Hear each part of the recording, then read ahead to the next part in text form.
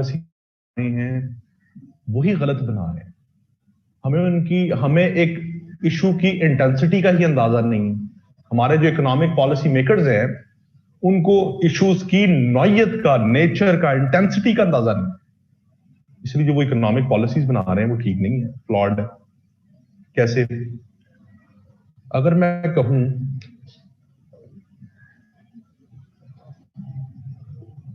कि जरा बात, ये एग्जांपल गौर से सुनिएगा, हमारा जो एग्रीकल्चर सेक्टर है ना, उसमें पाकिस्तान की 45% पॉपुलेशन जो है ना वो एम्प्लॉयड है, नौकरियां करते हैं, अपनी इनपुट देते हैं।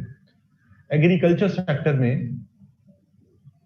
45% पाकिस्तान की आवाम अपनी इनपुट देती है, नौकरियां करती है, और इन रिटर्न एग्रीकल्चर सेक्टर मुल्क को रेवेन्यू कितना कमा के देता है? सिर्फ 10 से 12% आपकी टोटल नेशनल इनकम का। आप 100 रुपया कमा रहे हैं तो सिर्फ 10 से 12 रुपए आप एग्रीकल्चर सेक्टर से कमा रहे हैं। मतलब आप 45% अपनी इनपुट दे रहे हैं और रेवेन्यू कितना जनरेट हो रहा है? 10 से 12%। दूसरी जगह इंडस्ट्रियल सेक्टर है, यहां आप 19% अपनी इनपुट दे रहे हैं, 19% लोग पाकिस्तान के एम्प्लॉयड हैं इन इंडस्ट्रियल सेक्टर, और इन रिटर्न आपको इंडस्ट्रियल सेक्टर पैसा कितना कमा के दे रहा है? 30%। एक जगह आप 45% इनपुट देने के बाद आप सिर्फ 10 से 12% रेवेन्यू कमा रहे हैं, एक जगह आप 19% रेवेन्यू, 19% इनपुट देने के साथ 30% रेवेन्यू कमा रहे हैं। तो एक इंसानी अकल क्या कहती है, कॉमन सेंस क्या कहती है कि आपको फोकस किस सेक्टर पे करना चाहिए? किस पे करना चाहिए जी? एग्रीकल्चर या इंडस्ट्रियल सेक्टर पे? इंडस्ट्रियल सेक्टर पे करना चाहिए ना। तो आपके जो इकोनॉमिस्ट हैं, आपके पॉलिसी मेकर आज भी समझते हैं कि पाकिस्तान एक एग्रेरियन इकोनॉमी, और वे एग्रीकल्चरल बेस्ड इकोनॉमिक पॉलिसीज बना रहे हैं, उन्हें इश्यूज की नौयत का अंदाजा नहीं। ये फ्लॉज हैं। दूसरा मसला यह है कि आपकी इकोनॉमिक पॉलिसीज के अंदर कंसिस्टेंसी नहीं है। एक गवर्नमेंट आती है, वो अपनी इकोनॉमिक पॉलिसीज लेके आती है, दूसरी गवर्नमेंट आकर उसकी इकोनॉमिक पॉलिसीज को खत्म करती है, अपना इकोनॉमिक मॉडल ले आती है। अयूब खान ने जो इकोनॉमिक पॉलिसीज बनाई, अयूब खान ग्रीन रेवोल्यूशन लेके आया, अयूब खान ग्रीन रेवोल्यूशन लेके आया मुल्क के अंदर, एग्रीकल्चर सेक्टर को अपलिफ्ट किया अयूब खान ने, मैकेनाइज्ड ट्रैक्टर्स इंट्रोड्यूस करवाए, ट्यूबवेल्स इंट्रोड्यूस करवाए।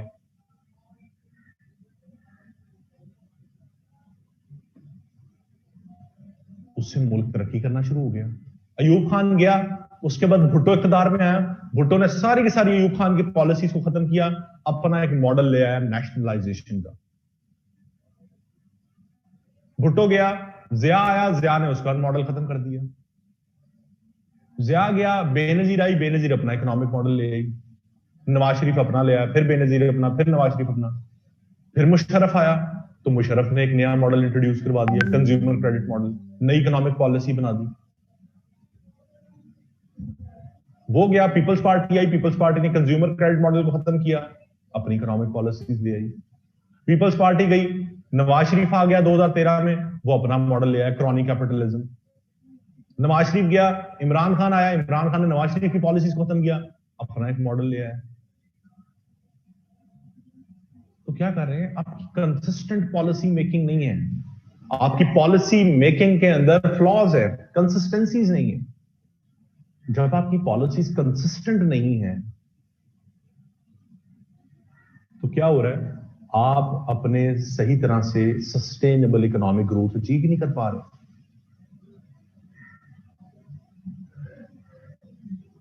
तीसरा मसला पाकिस्तान का क्या है? सब्सिडाइजेशन ऑफ फ्लॉड प्रोजेक्ट्स, जिसकी भी थोड़ी देर पहले बात हो रही थी कि गवर्नमेंट उन प्रोजेक्ट्स को सब्सिडाइज कर रही है जो गवर्नमेंट को पैसा नहीं कमा के दे रही। गवर्नमेंट मेट्रो ऑरेंज लाइन को सब्सिडीज दे रही है, मेट्रो की ऑरेंज लाइन तो आपको पैसा नहीं कमा के दे सकती।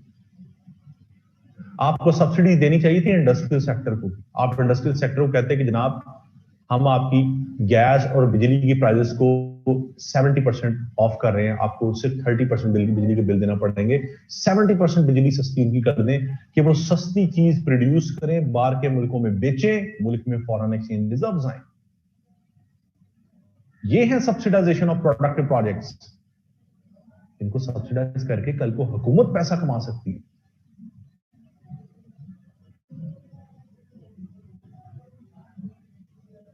चौथा मसला है पाकिस्तान का, स्टेट ओन्ड इंटरप्राइजेस इसलिए खसारे में जा रही हैं क्योंकि उनको टेक्नोक्रेट्स नहीं चला रहे हैं, उनको मिनिस्टर्स चला रहे हैं, उनको मिलिट्री के जर्नैल चला रहे हैं, उनको ब्यूरोक्रेट चला रहे हैं।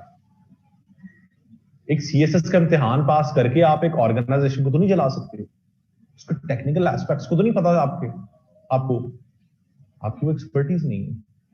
शेख रशीद को पता है कि रेलवे कैसे चलानी है, क्या एक्सपर्टीज है उसकी? इससे पहले साद रफीक था, उसकी क्या एक्सपर्टीज थी? ये पॉलिटिशियंस अदारों को तबाह करते हैं, ब्यूरोक्रेट्स तबाह करते हैं, जर्नैल तबाह करते हैं अदारों को, इन्हें पता ही नहीं होता अदारे कैसे चलाने। वापडा का चेयरमैन, स्टील मिल का चेयरमैन, पीआईए का चेयरमैन, सारे आपके आर्म फोर्सेस के लोग बैठे हैं।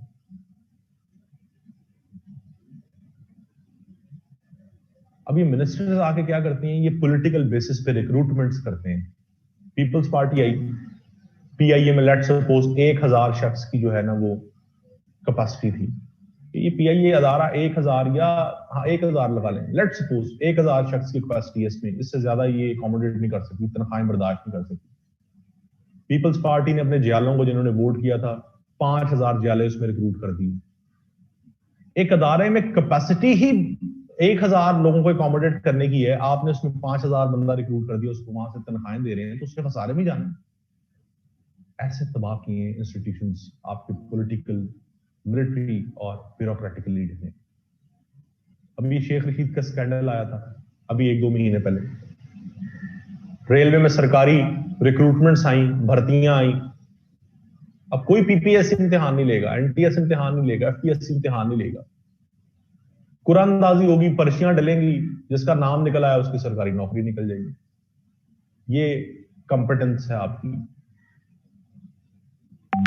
मकसद क्या है? अपने पॉलिटिकल जो अपने एरिया के, उनको एकोमोडेट करना।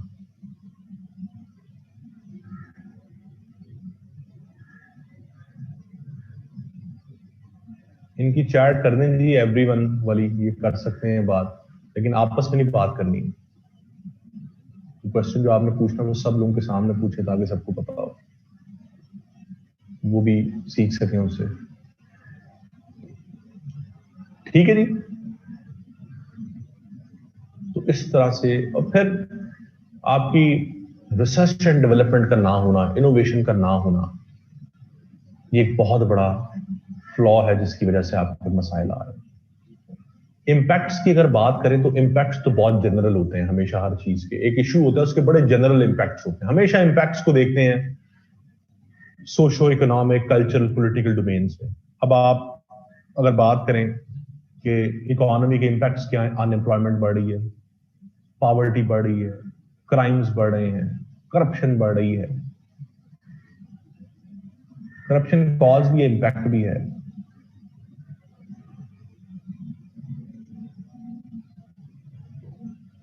फर्स्ट कॉज कौन सा था जी? फर्स्ट कॉज था कि आप गलत पॉलिसीज बना रहे हैं, आपको पॉलिसीज की नौयत का अंदाजा नहीं है।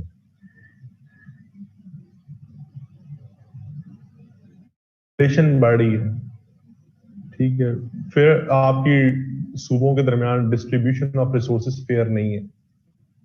ये सारे इम्पैक्ट्स बहुत जनरल होते हैं, ये आप कुछ भी इसमें लिख सकते हैं, इसमें ऐसा मेरे बताने वाली कोई बात नहीं है, कोई टेक्निकल बात आपको बताने वाली। आपके मुल्क में इनइक्वालिटीज बढ़ती हैं, ठीक है। अब आते हैं सॉल्यूशंस पे। हल क्या है? हल क्या है? सबसे पहला हल तो ये है कि आप एफबीआर के अंदर रिफॉर्म्स लेकर फिर टैक्सेशन सिस्टम को सबसे पहले बेहतर करें। अब आप पूछ रहे थे कि जी गवर्नमेंट ने क्या इनिशिएटिव्स लिए हैं।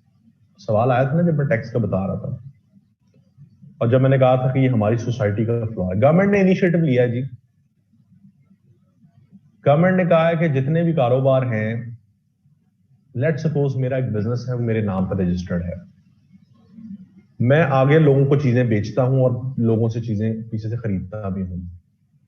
मैं जब अपने सप्लायर से कोई चीज खरीदूंगा तो गवर्नमेंट कहती है कि अब ऑब्लिगेशन है बायर और सप्लायर दोनों पे कि जो इनके दरमियान ट्रांजैक्शन होगी वो आईडी कार्ड पे होगी। मैं अपने सप्लायर को फोन करता हूं कि जी मुझे 2 लाख का स्टॉक भेज दे, पहले वो भेज देता था और मैं हवाला सिस्टम के थ्रू उसे कैश भेज देता था। अब क्या होगा, गवर्नमेंट श्योर करने के लिए कि इनकी ट्रांजैक्शन बैंकिंग ट्रांजैक्शन के थ्रू हो या ऑफिशियल ट्रांजैक्शन हो, गवर्नमेंट ने कहा है कि जो एक खरीदार है और जो एक बेचने वाला है उसके दरमियान जो ट्रांजैक्शन होगी वो खरीदार के आईडी कार्ड पे होगी। लेट सपोज अगर मैंने आप में से किसी से कोई चीज खरीदनी है तो मैं अपना आईडी कार्ड उसको दूंगा, वो मुझे उसके ऊपर एक बिल बना के देगा और आईडी कार्ड, उस बिल पे मेरा आईडी कार्ड की इंफॉर्मेशन होगी। अब वो जो ट्रांजैक्शन हुई है उस आईडी कार्ड के ऊपर, उस आईडी कार्ड को लिंक कर दिया गया एफबीआर के साथ। जो ट्रांजैक्शन होगी वो एफबीआर के पास डायरेक्टली रिकॉर्ड जाएगा और एफबीआर उससे जो है आप पता चल जाएगा उसको कि जी कितनी ट्रांजैक्शन हुई है। इसको इंश्योर कैसे किया जाएगा? यही तो असल मसला है कि हम तो क्या काम ही कैश पे कर रहे हैं। गवर्नमेंट क्या करेगी, हर साल जो मेरा सप्लायर है जो मुझे चीज बेच रहा है उसका ऑडिट जाके करेगी कि दिखाएं जनाब आपने साल में किस किस शख्स को क्या क्या चीज बेची है। उस ऑडिट में उस शख्स ने जिस जिस को जो जो चीज बेची होगी साथ उसके आईडी कार्ड की इंफॉर्मेशन भी होगी बायर की। अगर आईडी कार्ड की इंफॉर्मेशन नहीं होगी तो उसका कारोबार सील कर दिया जाएगा सप्लायर का, और अगर होगी उसकी आईडी कार्ड की इंफॉर्मेशन तो डायरेक्ट एफबीआर उस आईडी कार्ड को डालेगी और वो हाँ ये ट्रांजैक्शन हुई हुई है और क्या डेटा एफबीआर का इसका रिकॉर्ड है या नहीं। उससे गवर्नमेंट इंश्योर कर लेगी कि जी बिल्कुल ये जो पूरा रिकॉर्ड है ट्रांजैक्शंस का, ये ट्रांजैक्शंस हुई हैं, ये ऑफिशियल चैनल्स के थ्रू हुई हैं और इसका डेटा एफबीआर के ऊपर है और एफबीआर उन ट्रांजैक्शंस के ऊपर आपके ऊपर टैक्स लगा देगा और वो ट्रांजैक्शंस गवर्नमेंट की स्क्रूटनी के अंदर होंगी। ये एक बहुत अच्छा इनिशिएटिव गवर्नमेंट ने लिया था। जैसे लिया पिछले साल पूरे मुल्क में ताजर कम्युनिटी ने हड़ताल कर दी और वो सड़कों पर आ गए कि जी इमरान खान तो ये है, इमरान खान वो है, इमरान खान हमारे हक में डाका डाल गया। अब आप इसमें बताएं कि इमरान खान की जगह कोई भी गवर्नमेंट आ जाए जिसको आईएमएफ ने कहा है कि आपने एक साल में 5500 बिलियन रुपीज इकट्ठा करना टैक्सेस से, तो वो क्या करेगी? वो क्या कैसे इनिशिएटिव लेगी? और इसमें क्या बुरा इनिशिएटिव है? Imran Khan undocumented informal economy को फॉर्मल इकोनॉमी बना रहा है। चीखें क्यों निकल रही हैं? चीखें इस वजह से निकल रही है कि हमें डाके डालने की आदत है, शुरू से हम चोर हैं। हम करोड़ों रुपया कमाते हैं और टैक्स हम हजारों में देते हैं, वो भी नहीं देते। अब इमरान खान इंश्योर कर रहा है इस चीज को कि जो जो ट्रांजैक्शन होगी हर ट्रांजैक्शन पे टैक्स पड़ेगा आपको।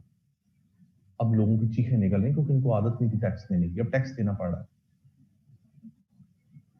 आवाम सारी सड़कों पर थी, बरादरान हम जी कारोबार चलने देंगे,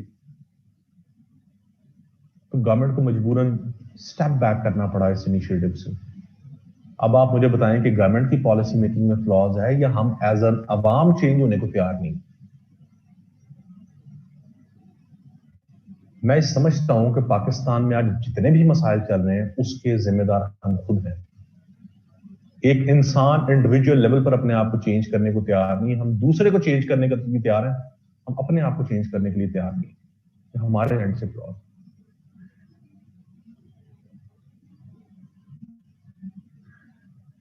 दानियाल कुछ ज्यादा ही इमोशनल हो गए।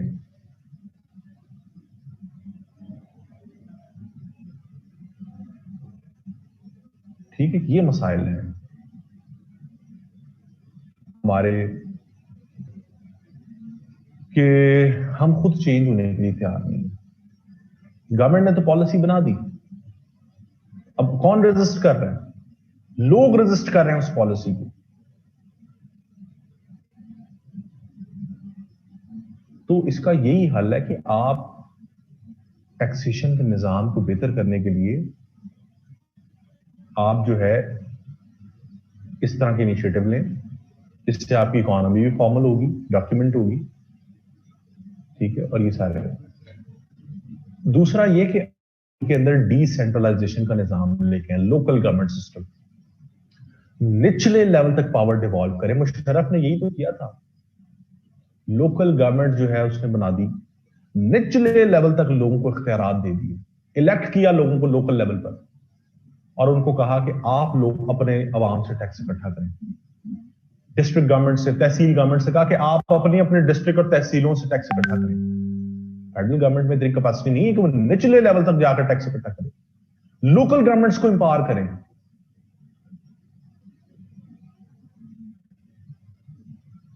ठीक है, लोकल गवर्नमेंट्स को इंपावर करें तो वो टैक्स इकट्ठा करें। इस कॉन्सेप्ट को कहते हैं fiscal federalism.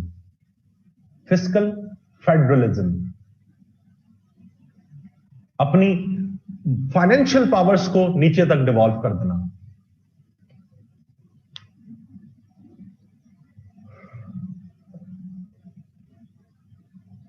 Sir, if government gets on board the army in such matters, then such matters will be easier to handle. What is your opinion? देखें, इस मुल्क में सिर्फ ये मसला नहीं है, इस मुल्क में बहुत से और भी मसाइल हैं जिसकी वजह से ये पॉलिसीज इंप्लीमेंट नहीं हो पाती।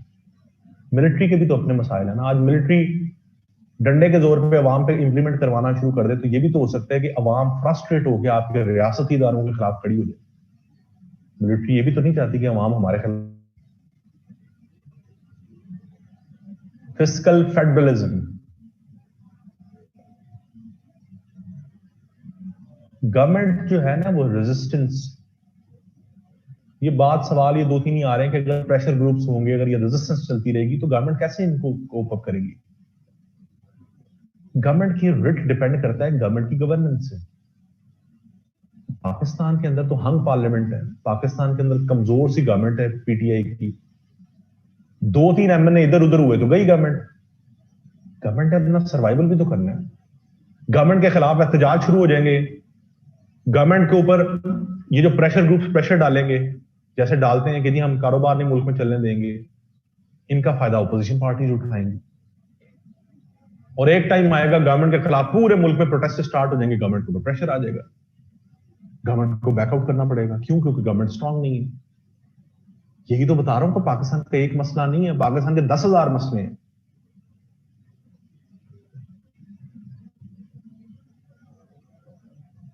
इसका सिर्फ एक ही हल है कि आप लोगों को अवेयर करें, अवेयरनेस दें उनको कि भाई टैक्स नहीं देंगे तो आप मजीद महंगाई बढ़ती जाएगी। और ये चीज आती है एजुकेशन से। आपकी आवाम में जितनी एजुकेशन होगी, हम तो जाहिल आवाम है, जाहिल लोग हैं हम, तो शऊर ही नहीं है हमारे अंदर।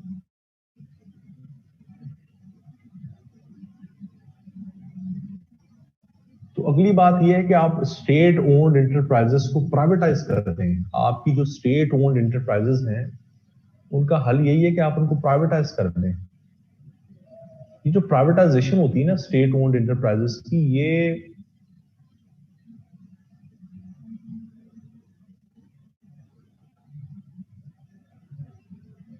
जो स्टेट ओन्ड इंटरप्राइजेस हैं या पब्लिक सेक्टर इंटरप्राइजेस हैं, ये जो खसारे में जा रही है, इनके दो हल होते हैं। एक ये कि आप प्रोफेशनल लोग लाकर बिठा दें जो आहिस्ता आहिस्ता ऐसी पॉलिसीज बनाएं कि वो इनको प्रॉफिट ओरिएंटेड ऑर्गेनाइजेशन बना दें, या इनको प्राइवेटाइज कर दें। और बेहतर हल मेरी नजर में यही है कि आप प्राइवेटाइज कर दें इनको, क्योंकि अब इनके हालात इतने खराब हो चुके हैं स्टेट ओन्ड इंटरप्राइजेस के कि आप इनको प्रोफेशनल लोगों के थ्रू चलाने की कोशिश भी करेंगे तो ये नहीं चलेंगे, ये नहीं चल सकती। इसका एक ही हल है कि इनको प्राइवेटाइज कर दिया जाए। प्राइवेटाइजेशन से फायदे क्या होते हैं गवर्नमेंट को? प्राइवेटाइजेशन का सबसे बड़ा फायदा गवर्नमेंट को ये होता है, एक पब्लिक सेक्टर कंपनी को प्राइवेटाइज करने का, कि आप जैसे पीआईए 110 अरब का नुकसान कर रही है, हर साल आपको 110 अरब पीआईए पे लगाने पड़ते हैं, अपनी जेब से गवर्नमेंट को देने पड़ते हैं। वो 110 अरब गवर्नमेंट किसी प्रोडक्टिव एवेन्यू में भी लगा सकती है। तो गवर्नमेंट सिंपल, कोई इन्वेस्टर आए वो कहे जी मैं पीआईए खरीदना चाहता हूँ, गवर्नमेंट उसको बेचकर जान छुड़वाए अपनी, 110 अरब से जान छूट गई जो हर साल देने पड़ते हैं। उसका खसारा भुगतना पड़ता है। पहला मसला। दूसरा मसला, आपका ऐसे हल हो जाएगा कि वो जो गवर्नमेंट जो शख्स खरीद रहा है वो इसलिए तो नहीं खरीद रहा कि वो 110 अरब अपनी जेब से देगा, वो इसलिए खरीद रहा है कि वो इसको प्रॉफिट ओरिएंटेड ऑर्गेनाइजेशन बना देगा, उसको सही तरीके से चलाएगा, क्योंकि उसको उसमें उसका अपना इंटरेस्ट है। तो कल को जब वो उसको प्रॉफिट ओरिएंटेड ऑर्गेनाइजेशन बना देगा तो उसके ऊपर टैक्स दिया करेगा गवर्नमेंट को, गवर्नमेंट के पास रेवेन्यू आएगा। उस कंपनी में लोग कौन काम करेंगे? पाकिस्तानी लोग काम करेंगे, पाकिस्तानी लोगों को एम्प्लॉयमेंट मिलेगी, पाकिस्तानी लोग अपनी एम्प्लॉयमेंट के ऊपर टैक्स देंगे। जितनी ज्यादा एम्प्लॉयमेंट जनरेट होगी, जितने ज्यादा पाकिस्तान के लोग पैसा कमाएंगे, उतने ज्यादा आपके मुल्क में पैसे की सर्कुलेशन बढ़ेगी, जिससे आपके मुल्क में जीडीपी ग्रोथ बढ़ेगी। तो इसमें बुरी बात क्या है? बुरी बात तो कोई नहीं है।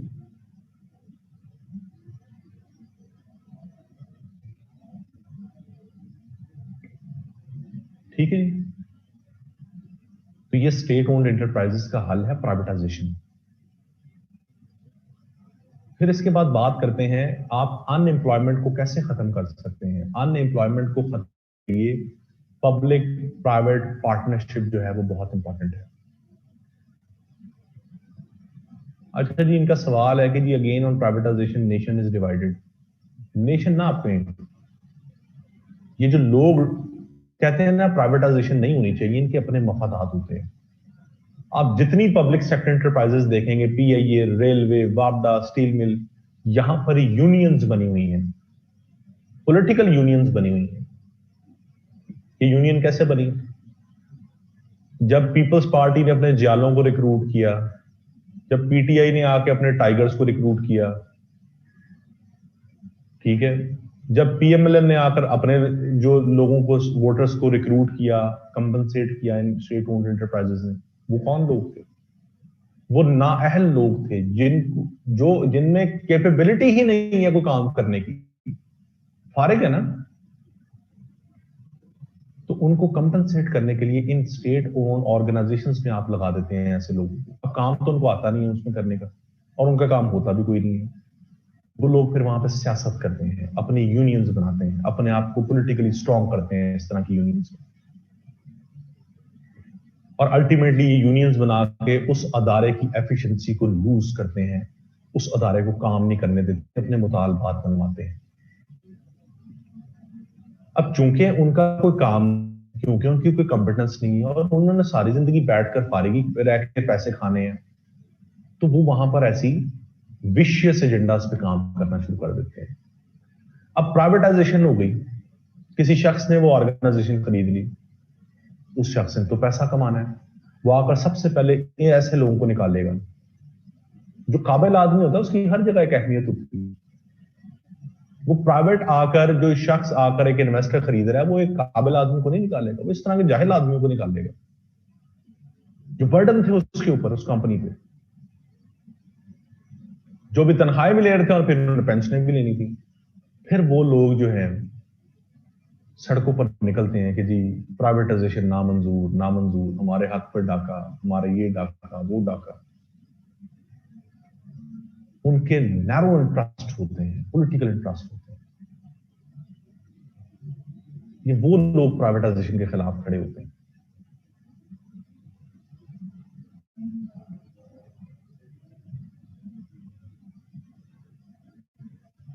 समझ आएगी इस चीज की? अच्छा जी, आगे अनएम्प्लॉयमेंट को खत्म करने के लिए जरूरी है कि आप पब्लिक प्राइवेट पार्टनरशिप प्रोजेक्ट्स करें। पब्लिक प्राइवेट पार्टनरशिप प्रोजेक्ट क्या है? ये गवर्नमेंट ने भी अनाउंस किया जी, 50 लाख घर बना रहे हैं। क्या गवर्नमेंट के पास इतनी कैपेसिटी या पैसे हैं, रिसोर्सेज हैं जो बना सकती है? नहीं है। गवर्नमेंट प्राइवेट सेक्टर को कहती है कि जनाब आप हमारे मुल्क में आके इन्वेस्ट करें हाउसिंग इंडस्ट्री में, हम आपको सस्ती जमीन देते हैं, सस्ती लेबर देते हैं, सस्ता रॉ मटेरियल देते हैं, हम आपको टैक्स एग्जम्पशंस देते हैं, हम आपको हर तरह से फैसिलिटी देते हैं। जो एक घर 1 करोड़ का बना था वो आप 25 लाख में बनाए, 30 लाख में बनाए, हर चीज तो सस्ती कर दी। तो प्राइवेट सेक्टर इन्वेस्ट कर रहा है, गवर्नमेंट उसको फैसिलिटेट कर रही है विद सब्सिडीज। प्राइवेट सेक्टर आएगा, वो घर बनाएगा, 50 लाख घर भी बन जाएंगे, वो घर पाकिस्तानी लोग खरीदेंगे, प्राइवेट सेक्टर ने पैसे कमा लिए, घर भी बन गए, सस्ते लोगों को घर भी मिल गए, काम भी हो गया। अब ये जो घर बनेंगे, जो हाउसिंग इंडस्ट्री है, ये मोर देन 100 इंडस्ट्रीज इससे लिंक्ड है। आपने घर बनाना है तो आपको क्या चाहिए? आपको ईंटें चाहिए, आपको बजरी चाहिए, आपको रेत चाहिए, आपको आयरन चाहिए, सरिया जिसे कहते हैं, आपको पेंट चाहिए, आपको किचन अप्लायंसेस चाहिए, आपको आपको फर्नीचर चाहिए है, आपको एक छोटे से छोटे कील से, नट से लेकर आपको बड़ी से बड़ी चीज चाहिए। More than 100 industries are linked to the housing industry. अब आप देखें 50 लाख अगर घर बनते हैं तो कितने बड़े लेवल पर पाकिस्तान में रेवेन्यू एम्प्लॉयमेंट जनरेट होगी। एक लेवल से लेकर एक मैनेजरियल लेवल तक हर इंडस्ट्री 100 से ज्यादा इंडस्ट्रीज अपलिफ्ट हो जाएंगी। These are called public-private partnership projects.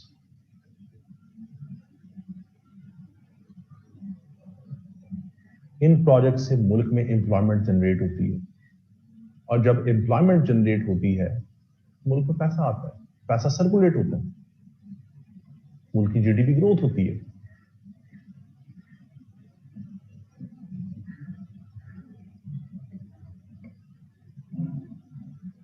इसी तरह से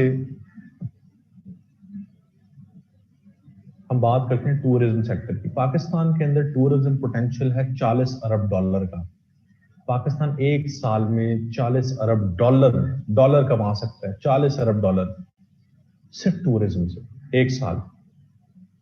अगर आप अपनी टूरिज्म पे इंफ्रास्ट्रक्चर डेवलप कर रहे हैं, अगर आप अपनी पॉलिसीज बेहतर कर रहे हैं, जो कि अभी इस गवर्नमेंट ने किए भी आकर कुछ इनिशिएटिव्स दिए हैं, इन्होंने 165-170 मुल्कों को जो है वो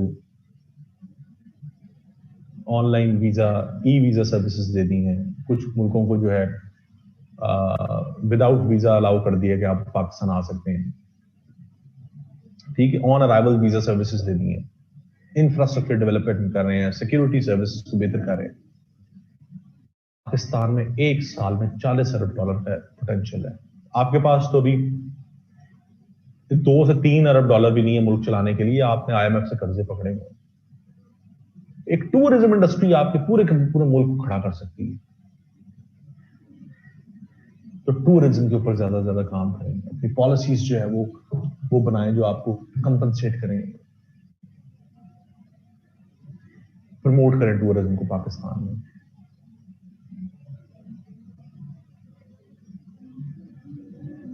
इसके साथ साथ आपके CPEC प्रोजेक्ट्स की प्रॉपर इंप्लीमेंटेशन बहुत जरूरी है।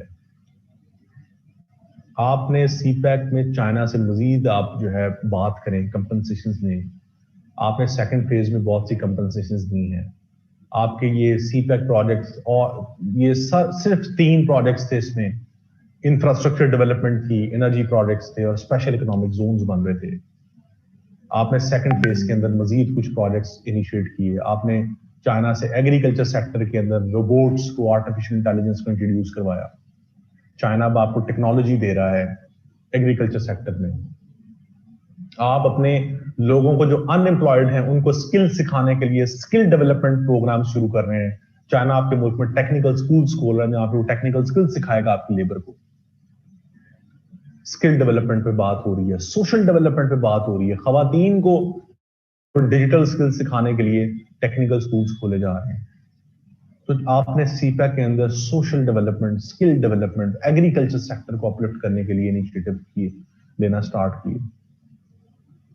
आपने दयामीर भाषा डैम चंदा से पैसे इकट्ठे करके बनाने की कोशिश की, लेकिन नहीं बना। 1400 अरब रुपया चाहिए, आपसे सिर्फ 10 अरब इकट्ठा हुआ। लोगों ने जो अपने फंड्स दिए उसके लिए। आपने CPEC के अंदर चाइना से कहा जी बना दे। चाइना आज दयामीर भाषा डैम बना रहा है आपको CPEC के अंदर। इसी तरह से जो थर्ड फेज है उसमें आप चाइना को इंसेंटिव दे सकते हैं, चाइना की कंपनीज को, कि वो पाकिस्तान आए। आप उनको सस्ती जमीन, सस्ती लेबर दें, वो यहां आके artificial intelligence, robotics, electric mobility, बिजली पे चलने वाली गाड़ियां, बसेस, बाइक्स बनाए। आपके मुल्क में वो इंडस्ट्रीज लगे, मैन्युफैक्चरिंग इंडस्ट्रीज, उससे क्या होगा, आपके मुल्क में टेक्नोलॉजी ट्रांसफर होगी।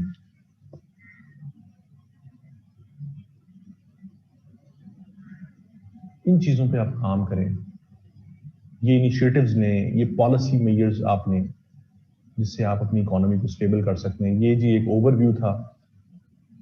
इस इकोनॉमी बहुत वास्ट टॉपिक है, जितनी हमने अभी तक बात की है इससे ज्यादा टाइम में हम और लगा सकते हैं, बहुत सी और बातें हैं, लेकिन चूंकि हम इस टाइम फ्रेम को देखते हुए हमने एक और ऐसे भी पढ़ना है तो उसको हम यहाँ पे वाइंड अप करते हैं।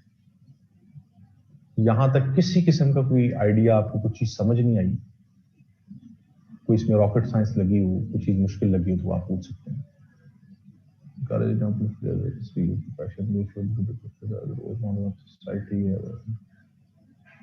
जी ठीक कर रहे हैं मोहम्मद अहमद, आप बात ठीक कर रहे हैं, आपकी जो ये आर्गुमेंट्स है ठीक है, ये पढ़े हैं मैंने। चाइना अमेरिका टैरिफ गेम से भी फायदा उठा सकते हैं, इससे नहीं फायदा ऐसे उठाया जा सकता, इसमें और फिर चीजें निकल आती हैं। अमेरिका और चाइना के दरमियान जो रिलेशन है उसका जो इस टाइम बड़े खराब रिलेशन चल रहे हैं, उससे पाकिस्तान को बहुत ज्यादा नुकसान है। पाकिस्तान के लिए बहुत मुश्किल है अपने रिलेशंस को बैलेंस करना बिटवीन चाइना एंड अमेरिका। अगर हम अमेरिका की तरफ होते हैं चाइना नाराज हो जाता है, चाइना की तरफ होते हैं अमेरिका नाराज हो जाता है, तो टैरिफ से हम फायदा नहीं उठा सकते ऐसे।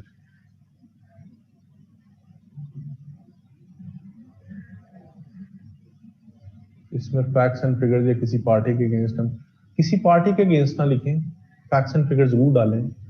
और महक पूछ रही है कि जी इसमें हम कैसे डिफरेंशिएट कर सकते हैं, हर कोई नहीं ये चीजें लिखेगा। आप रोज अखबार पढ़ा करें, उसमें आपको अप टू डेट नॉलेज, इन सारी चीजों से रेलेवेंट आपको अप टू डेट नॉलेज मिलेगा। उस अप टू डेट नॉलेज को इनकॉर्पोरेट करना, यही आपके ऐसे को डिफरेंशिएट।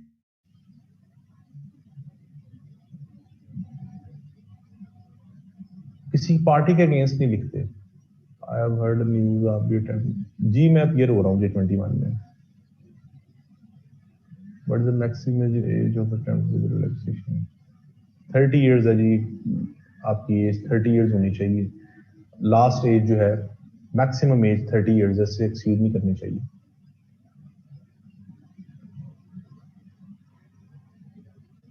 नहीं जी बिल्कुल सीटें कम नहीं हुई, ये तो टाइम ही बताएगा आने वाला।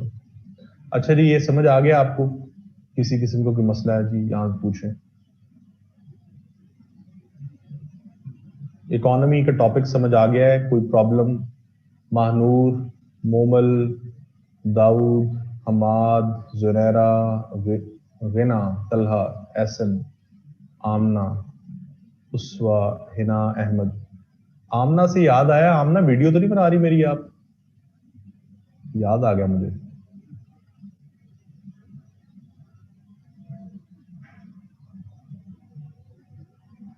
Sir, I have a question, might be irrelevant, but you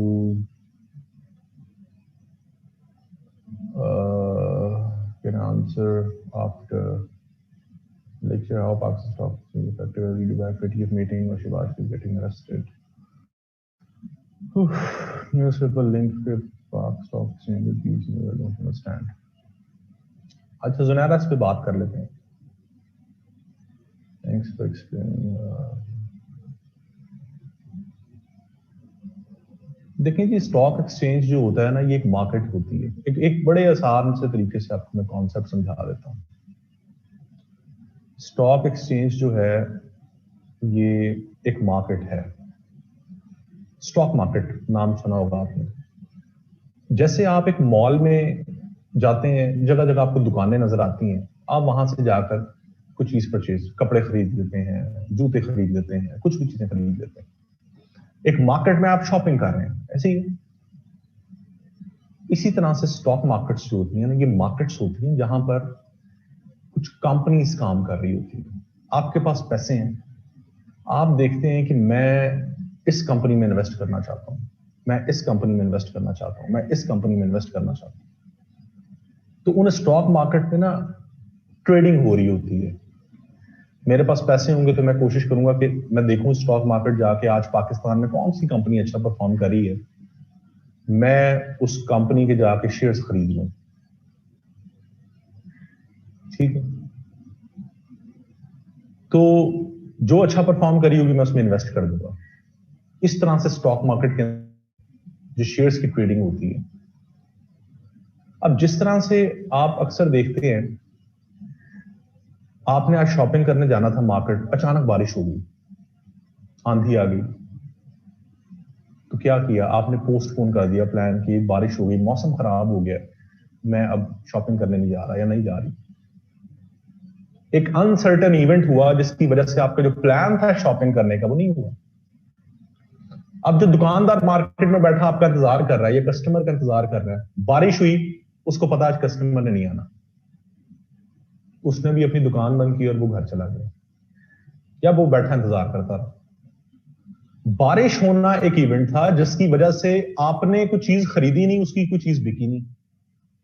ऐसी है स्टॉक मार्केट में भी ऐसी होता है।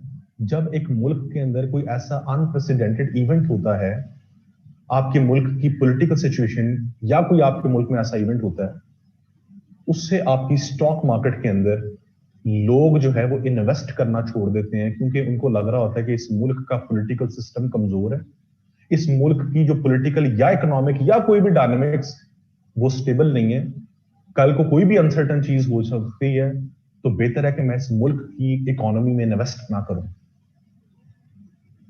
लोग डर जाते हैं, लोग रोक लेते हैं पैसे। तो जब जब कोई अनप्रेसिडेंट पाकिस्तान में, तो खुदा न खास्ता धमाका हो गया, कोई FATF मीटिंग हुई और पता चला पाकिस्तान ग्रे लिस्ट हो रहा है, ग्रे लिस्ट तो हुआ ब्लैक लिस्ट होने जा रहा है, या स्टिल लॉन्ग टर्म के लिए ग्रे लिस्ट रहेगा। तो जो इन्वेस्टर्स बैठे अभी बैठे इंतजार कर रहे होते हैं ना, हमने इन्वेस्ट करना पाकिस्तान की इकोनॉमी में, स्टॉक मार्केट्स में, वो पीछे हट जाते हैं, वो हेजिटेट होना शुरू हो जाते हैं।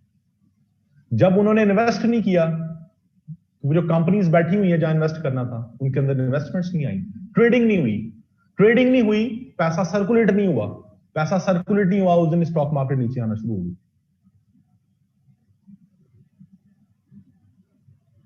बात समझ आई? जी, किसने पूछा था सवाल? कुछ समझ आई बात की?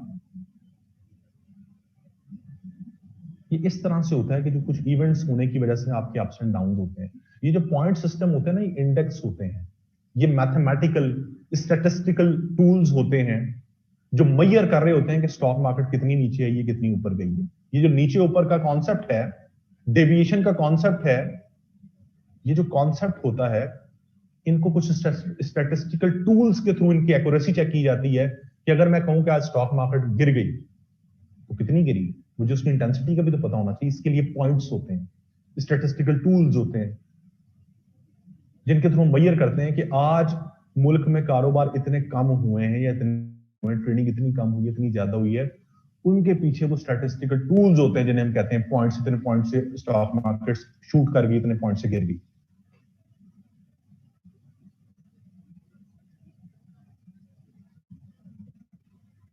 समझ आ गई बात की? हाँ जी, नेक्स्ट करते हैं जी स्टार्ट। अच्छा जी, हमारा जो नेक्स्ट टॉपिक है इसका मैं ओवरव्यू दे देता हूं, इसके लिए मैं आपको सोर्सेज भी बता देता हूं। नेक्स्ट टॉपिक है डिजिटाइजेशन। डिजिटाइजेशन, ठीक है, 2020 में एक टॉपिक आया, उसी को डिस्कस कर लेते हैं। Is Pakistan ready for digital revolution? इसी तरह का ऐसे जरूर आएगा दोबारा। डिजिटल टेक्नोलॉजी पे साल बहुत ज्यादा काम हुआ है पाकिस्तान, इसका सोर्स है पाकिस्तान की डिजिटल पॉलिसी 2019-20। ये लाजमी पढ़ें, जरूर आएगा ये क्वेश्चन, लाजमी इस पे जरूर आएगा। पाकिस्तान की डिजिटल पॉलिसी 2019-20 आप लोगों ने जरूर पढ़नी है।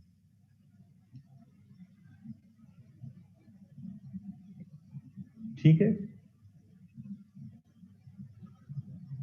Is Pakistan ready for digital revolution? क्या पाकिस्तान तैयार है डिजिटल रेवोल्यूशन के लिए?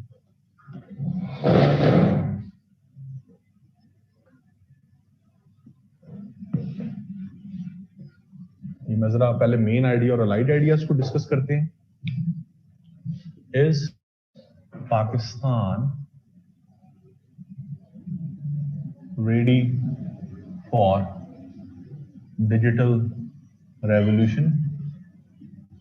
आप लोग क्या समझते हैं, पाकिस्तान रेडी है डिजिटल रेवोल्यूशन के लिए या नहीं रेडी?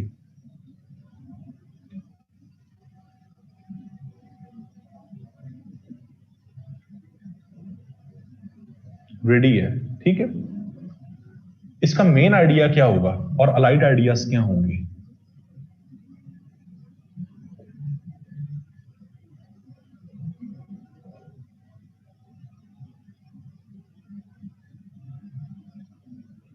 क्या होंगे जी अलाइड और मेन आइडियाज क्या होंगे इसके?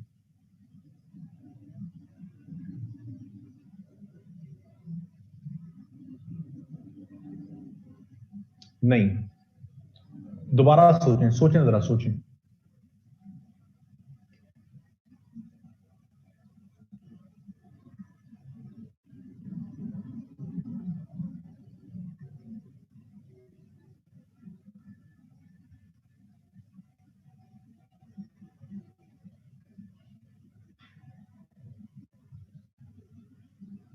आपका मेन आइडिया होगा, आप बताएंगे कि पाकिस्तान कैसे रेडी है। जब आप बात करेंगे जी रेडी है, तो आप ये नहीं बताएंगे कि how is Pakistan ready for digital revolution, how, कौन से फैक्टर्स हैं जो पाकिस्तान को लीड कर रहे हैं टुवर्ड्स डिजिटाइजेशन, जो बता रहे हैं कि पाकिस्तान रेडी है, ठीक है ना?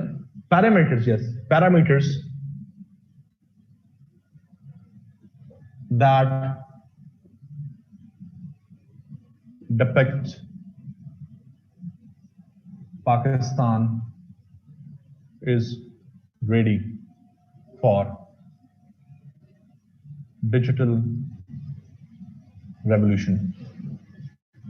अलाइड आइडियाज क्या हो सकते हैं? क्या हम ये कह सकते हैं जी पाकिस्तान रेडी है, तैयार है, लेकिन पाकिस्तान के रास्ते में कुछ रुकावटें हैं, चैलेंजेस हैं, हर्डल्स हैं, हमें उन हर्डल्स को कोप अप करने की जरूरत है। Way forward, challenges, way forward. समझ आ गई? हम कहेंगे जी हमारा स्टांस क्या होगा, थीसिस स्टेटमेंट क्या होगी? वो ये होगी जी पाकिस्तान, इसमें कोई शक नहीं, बिल्कुल पाकिस्तान डिजिटल रेवोल्यूशन के लिए तैयार है, लेकिन इसके रास्ते में कुछ रुकावटें हैं जिनको दूर करने की जरूरत है।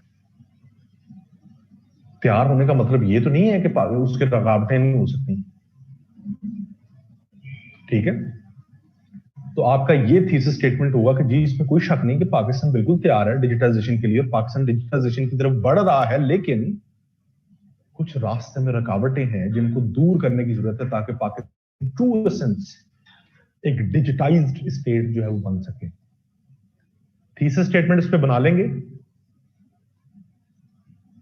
अगर 2 मिनट में बना सकते हैं तो बना ले, मैं चेक कर लेता हूं। अगर इससे ज्यादा टाइम चाहिए तो फिर रहने दें, हम इसको डिस्कस कर लेते हैं, उसके बाद मैं आपकी जनरल क्यूरीज को आंसर कर दूंगा। टाइम हमारे पास कम रह गया, पौना घंटा से 45 मिनट्स। बना लेंगे या अभी बना सकते हैं? चलें बनाए आप लोग जरा।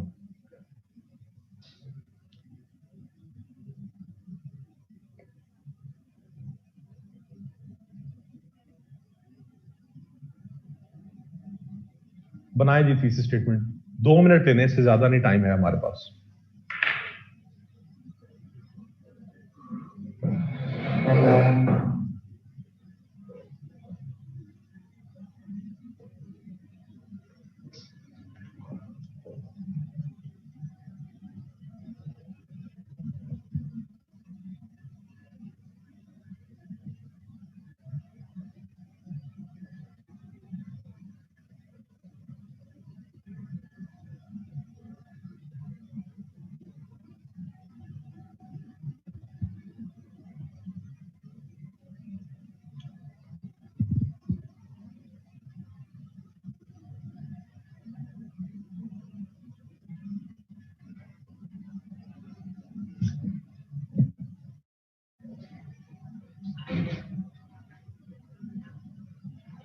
Pakistan is on the right track of digital revolution due to multiple factors. With this, there can occur few challenges that can be eliminated through pertinent measures. Good.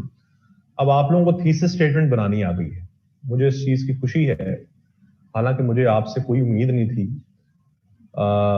Sorry to से, लेकिन ये बहुत अच्छी बात है कि आप लोगों को थीसिस स्टेटमेंट बनानी आ गई है। जिस तरह से आपको पहले दिन मेरी कोई समझ नहीं आ रही थी, तो मैं मायूस हो गया था आपकी क्लास से कि शायद आपको मेरी बिल्कुल ही समझ ना आए, लेकिन चलें, ये अच्छी चीज है कि आपको थीसिस स्टेटमेंट एटलीस्ट बनानी आ गई। With the issue of low capacity and awareness, Pakistan is not fully ready for digital revolution, but a step by step approach needs to be adopted to move the country towards digitization. Very good.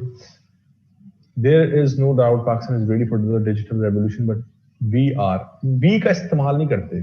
I, we, my, us, are इसका इस्तेमाल नहीं करते. इसका इस्तेमाल जुर्म है, गलती नहीं है, जुर्म है. ठीक है? Good. आप सबने सही बनाई है. There are many factors. किधर गई? नीचे कर दें आप. मैं रैंडमली पढ़ रहा हूँ. अब मेरे पास टाइम नहीं है इस टाइम सबकी पढ़ूं. रैंडम पढ़ रहा हूँ मैं सबकी. तो मुझे अंदाजा हो रहा है कि आप सब लोगों की थीसिस स्टेटमेंट ठीक है. ठीक है जी. There are many factors leading the way to the globalisation होगा, फॉर द नहीं होगा, but there are some obstacles. ठीक है. आई हैव अ क्वेश्चन जी. स्पोक मी खटक. स्पोक माई खटक. सॉरी अगर मैं आपका मिस स्पेल कर रहा हूँ ना. तो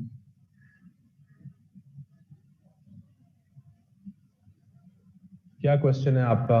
आप माइक ऑन करवाना चाहती हैं, अपना अनम्यूट करवाना चाहती हैं, या आप लिख कर पूछना चाहती हैं? पूछने में जवाब दे देता हूँ सर. 12 बजे जी हम जी डिस्कस कर लेंगे उसको भी. मैं अभी आपसे ये ऐसे डिस्कस कर लूँ तो फिर हम उसको डिस्कस करेंगे. Pakistan is ready for the digital revolution but is facing some challenges which can be addressed by taking some particular measures. Pakistan is hopeful towards digitisation although some challenges are in way. Solutions की भी अवैस इसमें बात करें. Pakistan most certainly is on the road to digitization, which is discernible on the national horizon, but some challenges needs to be surmounted in order to hit the digital bullseye. आगा आप complex words use कर रहे हैं. आपकी पिछली भी मैंने देखी थी, उसमें भी words इतने complex नहीं होने चाहिए. Simple रखते हैं हमेशा thesis statement. ये अच्छी है, लेकिन ये आपने इडियोमैटिक वर्ड्स इसमें यूज नहीं करने. इडियोमैटिक लैंग्वेज कभी भी इस्तेमाल नहीं करते थीसिस स्टेटमेंट के अंदर. It must be to the point, concise and full of gravity. ठीक है. Pakistan is moving towards digitisation as indicated by many factors, but it has some needs to be met, so these must be overcome over time. ठीक है, बिल्कुल सही है जी. आप लोगों ने जितनी थीसिस स्टेटमेंट्स मैंने पढ़ी हैं, मुझे अंदाजा हो गया है कि आप लोगों को थीसिस स्टेटमेंट बनानी आ गई है. इंटरप्रिटेशन ऑफ द टॉपिक बहुत इंपॉर्टेंट चीज होती है. मेन आइडियाज और लाइट आइडियाज अगर आप ये सही कर लें तो आप जो है वो बिल्कुल आपका ऐसे पास हो सकता है. आपको सबसे इंपॉर्टेंट चीज इंटरप्रिटेशन ऑफ द टॉपिक होती है थीसिस स्टेटमेंट. थीसिस स्टेटमेंट आपको बनानी आ गई है. इंटरप्रिटेशन आप लोगों ने अपने तौर पर प्रैक्टिस करते रहना है. ठीक है. हमारे पास 6 ही लेक्चर हैं. 6 लेक्चर्स के अंदर हम इतना ही कर सकते थे जितना किया है. 3 लेक्चर्स मैंने आपको स्ट्रक्चर पढ़ाया, उसके बाद 3 लेक्चर्स में हमने इन चीजों को डिस्कस किया. तो एक इस छोटे से टाइम पीरियड में हम इतना ही कर सकते थे, इतना हमने कर लिया है. अपने एंड पे आपने इन चीजों की प्रैक्टिस करते रहना. इंशाल्लाह आपका ऐसे फेल नहीं होगा. स्टूडेंट्स का सबसे बड़ा मसला ये होता है कि उनको थीसिस स्टेटमेंट बनानी नहीं आती, उन्हें पता ही नहीं होता कॉन्सेप्ट क्या है. तो आपकी तो ये बहुत अच्छी बात है. मुझे इस चीज की लिटरली खुशी है कि आप सब लोग सही बना रहे हैं थीसिस स्टेटमेंट. आपको कोई इश्यूज नहीं है. इस चीज को आगे आपने जारी रखना. जी मैं स्पोक में आपके ही आ रहा हूँ क्वेश्चन के ऊपर. In thesis statement do we have to make 2 parts of it. जरा ऊपर कीजिएगा जी, स्पोक में का ये दिखाइएगा. Sir in thesis statement do we have to make 2 parts of it. One part will be a declarative statement sentence which will explain our stance, and in the second part do we have to necessarily tell about the challenges and problems. स्पोक में कभी भी कम करते चीजों को. हर ऐसे की statement different है. आप डिपेंड करता है उसमें आप मेन आइडियाज और लाइट आइडियाज का क्या रख रहे हैं. अगर मैं आपको कह दूं कि हाँ जी जो आप सवाल पूछ रही है बिल्कुल ठीक है, ऐसे ही करना है, तो ये हर ऐसे में अप्लाई नहीं होता. ठीक है. थीसिस स्टेटमेंट सिर्फ एक सिंपल सा स्टैंस है. ये आप बिल्कुल इस पे कंफ्यूज ना हो जो आप सवाल पूछ रही है. Thesis statement must be your stance, आपका मौकफ. आप उसमें कौन से आइडियाज डिस्कस कर रहे हैं, मेन आइडियाज और लाइट आइडियाज क्या हैं, वो आपकी थीसिस स्टेटमेंट में नजर आने चाहिए. जस्ट आपने सिंपल स्टांस लेना कि मेरा इस टॉपिक के ऊपर ये स्टांस है. उसमें 2 पार्ट्स में डिक्लेरेटिव स्टेटमेंट, चैलेंजेस को, इसमें इतना कंफ्यूज होने वाली कौन सी बात है? बात समझ आ गई? बिल्कुल इसमें आपने क्लियर रहना है. इसमें कोई परेशान होने वाली बात नहीं है.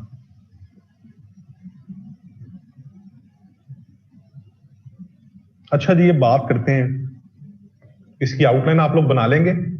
सबसे पहले इंट्रोडक्शन, उसके बाद आप बताएंगे कि पाकिस्तान कैसे, वो कौन से फैक्टर्स हैं जो पाकिस्तान को तैयार कर रहे हैं डिजिटाइजेशन के लिए, फिर उसके चैलेंजेस, फिर उसके सॉल्यूशंस. तो मैं एक ब्रीफ ओवरव्यू दे देता हूं आपको 10-15 मिनट में इसका, ठीक है। थॉरो लेक्चर तो हम डिस्कस नहीं कर सकते। पाकिस्तान की डिजिटल पॉलिसी आप पढ़ लेंगे तो सारी बातें उसमें लिखी हैं जो मैं आपको कह रहा हूं। सबसे पहले जी हम बात अगर करें कि पाकिस्तान कैसे तैयार है डिजिटल रेवोल्यूशन के लिए, वो कौन सी डेवलपमेंट्स है जिनको हम देखते हुए कह रहे हैं जी पाकिस्तान बिल्कुल तैयार है। नंबर 1, पाकिस्तान में इस टाइम पे जो डेमोक्रेटिक सिस्टम है वो किसके ऊपर बेस करता है? आपके इलेक्शन प्रोसेस के ऊपर। आप सबसे पहले अपने डेमोक्रेसी को फ्लरिश करने के लिए आप अपने इलेक्टोरल सिस्टम के अंदर रिफॉर्म्स लेके आ रहे हैं। नंबर 1, आप इलेक्ट्रॉनिक वोटिंग का जो है वो कॉन्सेप्ट लेके आ रहे हैं। इसके ऊपर बात हो रही है और इसके ऊपर कानून साजी होने जा रही है कि इलेक्ट्रॉनिक वोटिंग हो, आप अपने थंब इंप्रेशन से वोट करें, और डिजिटल वोटिंग का कॉन्सेप्ट आ रहा है। इससे क्या होगा, जो धांधली वाला जो शोर शराबा होता है हर दफा का, वो खत्म हो जाएगा। दूसरा ये कि आपने 2018 के अंदर भी एक एप्लीकेशन जो है वो लॉन्च की, जिसका मकसद था कि जो आपकी कॉन्स्टिट्यूएंसीज में वोटिंग हो रही थी और वो वोट काउंट्स हो रहे थे, जो प्रिजाइडिंग ऑफिसर काउंट कर रहे थे, उनको आपने एप्लीकेशन दे दी मोबाइल पे कि वो वोट काउंट करके फौरन से पहले उस एप्लीकेशन पे अपलोड करें रिजल्ट, ताकि वो एप्लीकेशन इलेक्शन कमीशन है उसके हेड ऑफिस में पहुंचता जाए और इलेक्शन कमीशन विदाउट एनी डिस्ट्रॉक्शन अपने रिजल्ट अनाउंस करता जाए। उस इलेक्शन प्रोसेस को बेहतर करने के लिए आपने एक डिजिटल एप्लीकेशन इंट्रोड्यूस करवाई थी 2018 के इलेक्शन में। वोटिंग जो वोट काउंट्स है उसके अमल को एफिशिएंट बनाने के लिए, ये भी एक अच्छा एक इनिशिएटिव था towards reforming your electoral system and that will ultimately flourish your democracy. तो पहली चीज ये। दूसरी चीज ये कि आप अपने जुडिशियल सिस्टम को बेहतर करने के लिए, स्पीडी जस्टिस को इंश्योर करने के लिए आपने अभी रिसेंटली ई कोर्ट्स, इलेक्ट्रॉनिक कोर्ट्स का सिस्टम जो है वो इंट्रोड्यूस करवाया है। इलेक्ट्रॉनिक कोर्ट्स, अब आपके सुप्रीम कोर्ट के जजेस सुप्रीम कोर्ट में बैठकर जो बाकी सूबे हैं उनके cases electronically through video links सुन उनके वो केसेस सुनकर फैसले कर सकते हैं। पहले क्या होता है, अभी भी क्या होता है, आपके सुप्रीम कोर्ट के पूरे बेंच को पंजाब में लाहौर आना पड़ता है, कराची जाना पड़ता है, कोयटा जाना पड़ता है, पेशावर जाना पड़ता है उन सूबों के जो वहां के केसेस हैं सुनने के लिए। आप कहते हैं ना जी, आज चीफ जस्टिस साहब लाहौर रजिस्ट्री में आए थे, आज चीफ जस्टिस साहब पेशावर रजिस्ट्री गए, आज चीफ जस्टिस साहब कोयटा रजिस्ट्री गए। रजिस्ट्री मीन्स सब branches of the supreme court, वो हर प्रोविंशियल कैपिटल के अंदर है। तो इसलिए हर सूबे के केसेस सुनने के लिए जो सुप्रीम कोर्ट है वो उनके सूबों में पूरा बेंच को मूव करना पड़ता है। वो हर महीने जाते हैं, चारों सूबों में जाते हैं, वहां जाकर उनके केसेस सुनते हैं, फिर आप वापस आगे इस्लामाबाद आते हैं। इससे क्या है, आपका जस्टिस सिस्टम आहिस्ता आहिस्ता उसमें फ्लॉज है।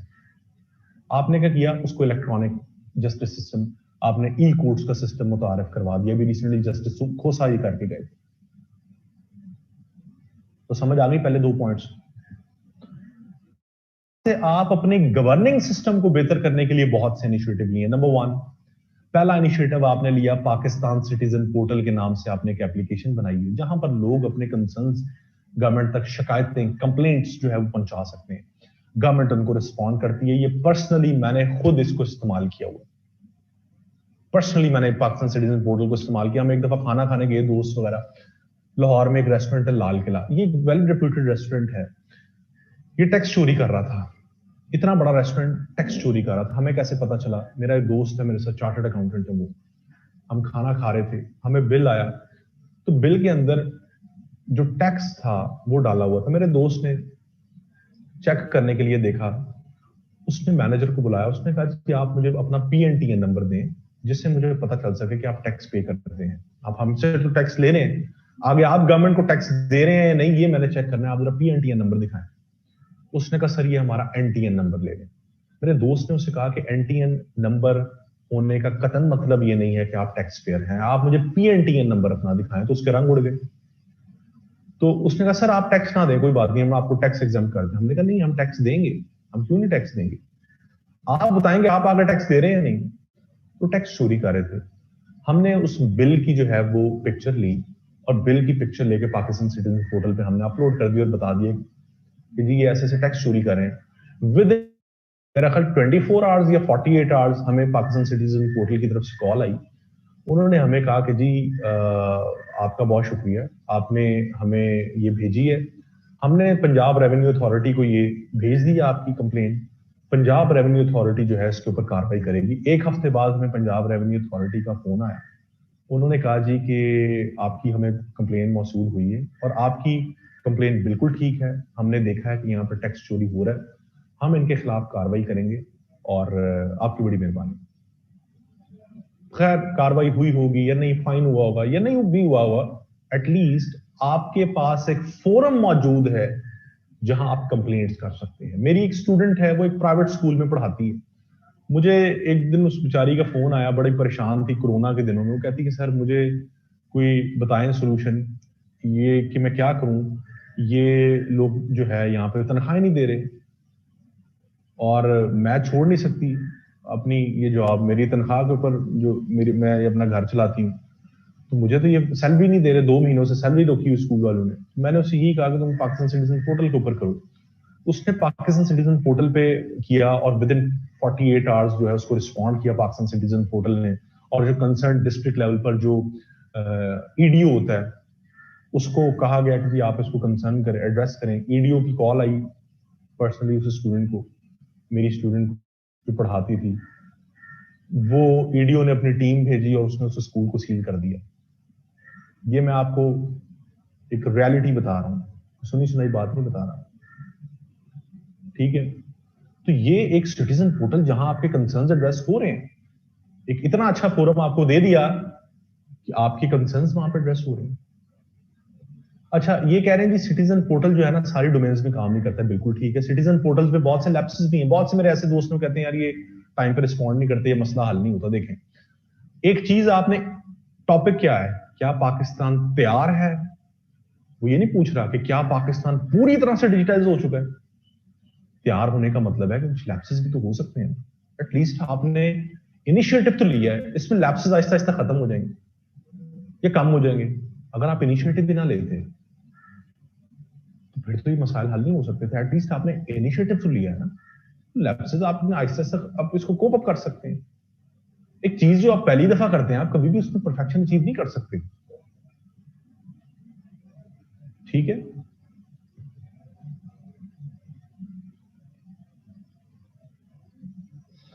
अच्छा जी, इसके बाद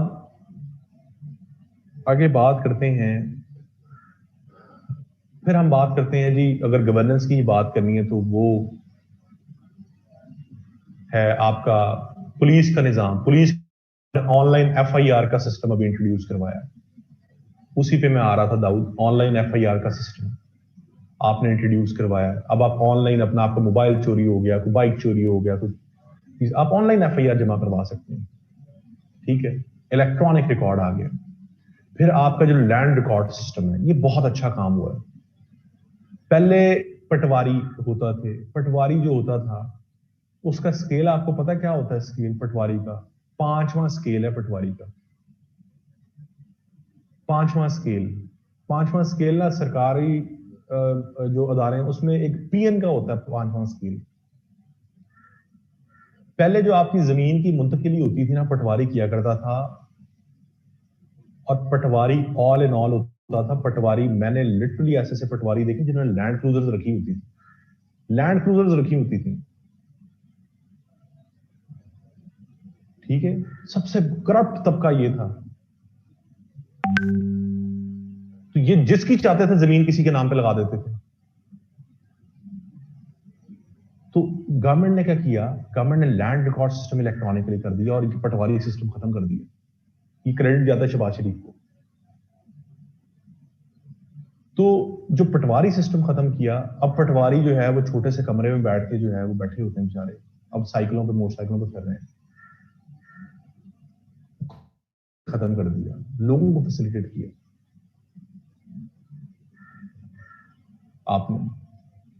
तो ये एक बहुत बड़ी डेवलपमेंट है कि आपने लैंड रिकॉर्ड सिस्टम ऑनलाइन कर दिया, करप्शन खत्म कर दिया अंदर से आपने। उसके बाद आपने safe city projects. Safe city projects क्या हैं? आप वहां से अपनी जो स्ट्रीट क्राइम्स हैं उनको आपने जो डिजिटल कैमरास लगाए, सीसीटीवीज लगाए, वहां से आप टेररिज्म, स्ट्रीट क्राइम्स को, टारगेट किलिंग को रोक रहे हैं। आपने ट्रैफिक सिस्टम को बेहतर करने के लिए आपने ऑनलाइन चलान सिस्टम, अब चलान सिस्टम में भी फ्लॉज हैं। अब मैं गाड़ी चला रहा हूं, अगर गाड़ी मेरे नाम पर रजिस्टर्ड नहीं है और मैंने इशारा तोड़ दिया, तो तोड़ा तो मैंने, चलान उसके नाम पे आ जाएगा जिसकी गाड़ी जिसके नाम पर रजिस्टर्ड है। अब यहां पे क्या करें, अवाम पाकिस्तानी है ना, पाकिस्तान में इस तरह की चीजें कामयाब नहीं है। इसी तरह से ई हेल्थ सिस्टम, अब आपके जो छोटे छोटे गांव है ना, देहात हैं, वहां पर तो हॉस्पिटल्स नहीं है, आपने यहां वहां पर छोटे छोटे ना बेसिक हेल्थ यूनिट बनाए हुए हैं जिसे बुनियादी मरकज सेहत कहते हैं। अब आप उन बुनियादी मरकज सेहत में ना, वहां पर आपने एक टेक्नीशियन बिठा दिया है, वहां पर आपने एक एलईडी लगा दी है, वहां पर आपने इलेक्ट्रॉनिक पल्सेस सिस्टम लगा, आपकी पल्सेस चेक होंगी, आपका ब्लड प्रेशर, आपकी हार्ट बीट चेक होगी। वो बीएचयू को लिंक कर दिया बड़े हॉस्पिटल्स के साथ, बड़े हॉस्पिटल्स में डॉक्टर बैठे हुए हैं, वो वहां से बैठकर गांव के देहातों को लोगों को डिजिटली चेक कर रहे हैं, उनकी पल्स, उनकी हार्ट बीट, उनकी जो वो है ऑक्सीजन जो सैचुरेशन वो चेक कर रहे हैं, उसके मुताबिक उनके मसले पूछ रहे हैं, उनको दवाइयां प्रिस्क्राइब कर रहे हैं। ई हेल्थ सिस्टम आ गया। ई हेल्थ सिस्टम के साथ साथ आपने टैक्स कलेक्शन के लिए भी रिसेंटली एक एप्लीकेशन लॉन्च किया, टैक्स आसान ऐप। आधे लोग तो इसलिए टैक्स नहीं देते कि टैक्स का जाके जमा कौन करवाए लाइन में लग के एफडीआर। अब आप घर बैठे बैठे ऑनलाइन एप्लीकेशन में अपना एनटीएन नंबर डालेंगे, अपना आईडी कार्ड नंबर डालेंगे, आपको पता चल जाएगा आप कितना टैक्स पे कर दें। टैक्स आसान ऐप। आपने डिजिटल इनिशिएटिव्स लिए बिजनेस के अंदर, ई कॉमर्स, दराज.pk, फूड पांडा, कितने बड़े लेवल पर फूड पांडा, दराज.pk से लोगों को एम्प्लॉयमेंट जनरेट हो रहा है। करीम, उबर, करीम और उबर से लाखों लोग इस टाइम रेवेन्यू जनरेट कर, 1-1 लाख रुपया कमा रहे हैं लोग करीम से, उबर से, हैंडसम अमाउंट अपनी कमा रहे हैं। जमीन.com, बिल्कुल ऑनलाइन आप प्रॉपर्टी परचेज कर सकते हैं। तो कितने बड़े बड़े, हाँ, डिजिटल मीटर्स, ये सर्कुलर डेट में जो बिजली चोरी होती है, स्मार्ट मीटर्स का कॉन्सेप्ट आ रहा है जी। अब आप वो नहीं कर सकते कि बिजली की तार निकाली।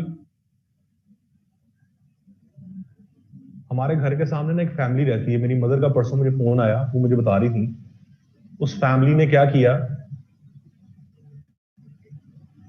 वो कुछ 2 महीने से ना बिजली चोरी कर रहे थे। उन्होंने तारे निकाल के कुछ डायरेक्ट वो किया हुआ था वापडा से। ज्वाइंट फैमिली है, तो हमारे घर के 2-3 घर छोड़कर, वो ज्वाइंट फैमिली की खवातीन की आपस में लड़ाई हुई, एक खातून घर से निकली, उन्होंने जाकर वापडा के एसडीओ को शिकायत लगा दी कि जी हमारे घर में बिजली चोरी हुई। वो अपने घर की शिकायत लगाएं।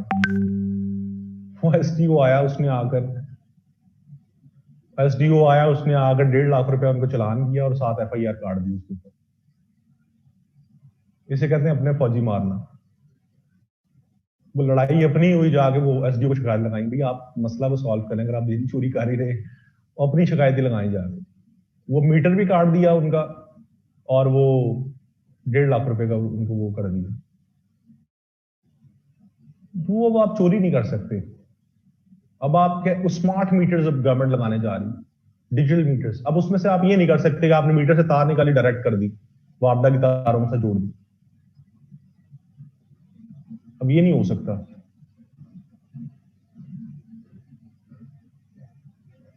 आमना वीडियो अब नहीं बनानी, मुझे आप लोगों के मैसेजेस और वीडियोस मिलती रहती हैं।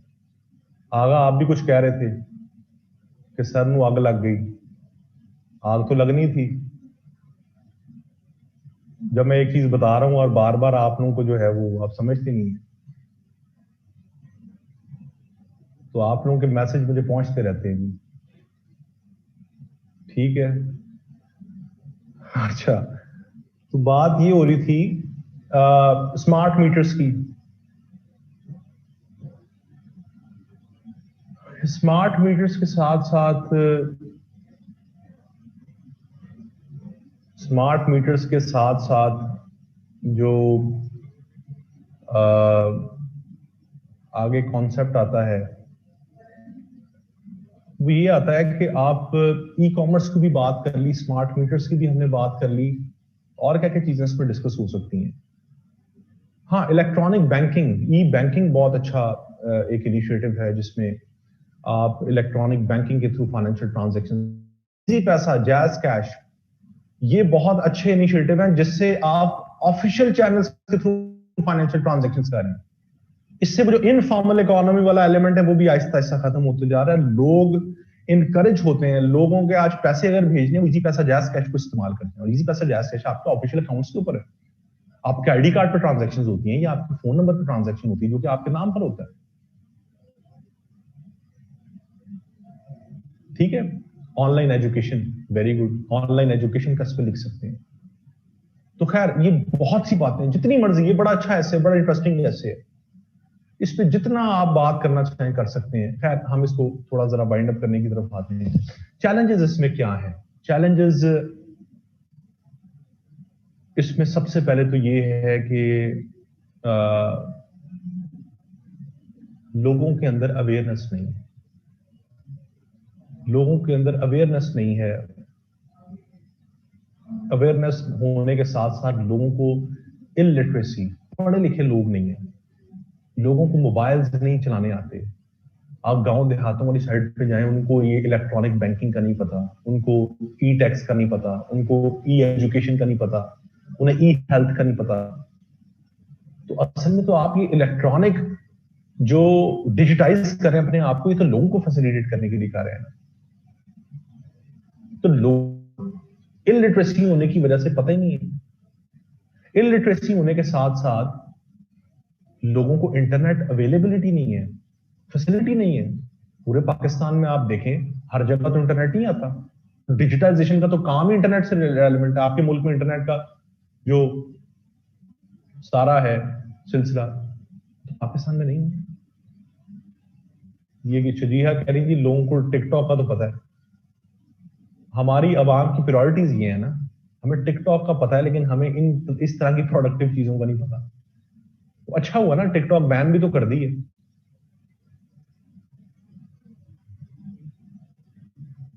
तो फिर ये है कि लोग अफोर्ड नहीं कर सकते मोबाइल फोन लेना। गुर्बत इतनी है ना, लैपटॉप्स लेना हर कोई अफोर्ड तो नहीं कर सकता। इवन लोग तो इंटरनेट भी अफोर्ड नहीं कर सकते, 4G वगैरह। अगर आपको कहा जाए कि एक 2000 का या 3000 का पैकेज कर लें या 1000 का पैकेज कर लें, लोग तो नहीं अफोर्ड कर सकते। ठीक है, अफोर्डेबिलिटी का मसला है। फिर आपके मुल्क में रिसर्च एंड डेवलपमेंट नहीं है, आप खुद भी तो ये चीजें प्रोड्यूस नहीं कर सकते।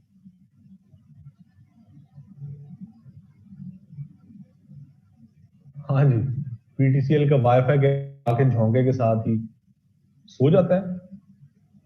हाँ, यही मसले हैं, इंटरनेट फैसिलिटी डिस्टॉर्टेड है ना। इसके बाद साइबर क्राइम्स, सबसे बड़ा मसला। आपके पास तो साइबर सिक्योरिटी नेटवर्क इतना स्ट्रांग नहीं है, तो साइबर क्राइम्स हो रहे हैं। ठीक है, ये मसाइल हैं, आपको जो चैलेंजेस हैं, आपको जो सही इन ट्रू एसेंस डिजिटाइज होने नहीं देते। Corruption in safe city project, safe city projects में तो सबसे ज्यादा मसाइल ये हैं कि उसमें आप जा रहे हो और आपका चलान हो जाए, वो कैमरे में आ जाती है तस्वीर। एक मेरा दोस्त था, उसके साथ उसकी फ्रेंड जा रही थी, हालांकि वो बेचारी, वो फ्रेंड थी उसकी, गाड़ी में बेचारे जा रहे थे कहीं पे, उसने वो सिग्नल तोड़ दिया, चलान हो गया, घर उसके चलान पहुंच गया। उसकी अम्मी ने जैसे ही लेटर निकाला, सामने खातून बैठी और वो मेरा दोस्त बैठा हुआ। मैं कहा बेटा ये कौन है? उसकी अम्मा ने पहले, इससे पहले कि वो खराब होता, उसकी पहले शादी कर दी। तो बेटा तुम्हारी उम्र हो गई शादी की, तुम शादी कर लो। अब वो बेचारा उस चलान की वजह से वो शादी के बंधन में जो है बेचारा फंस चुका है। वो सेफ सिटी प्रोजेक्ट की वजह से भी ऐसे भी मामला हो जाते हैं।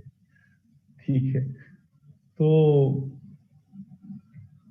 ये मसाइल तो हैं। आपकी प्राइवेसी इसमें सेफ सिटी प्रोजेक्ट्स और इस तरह के मसाइल में आपकी प्राइवेसी इश्यूज भी हैं, ये चैलेंजेस ही हैं सारे।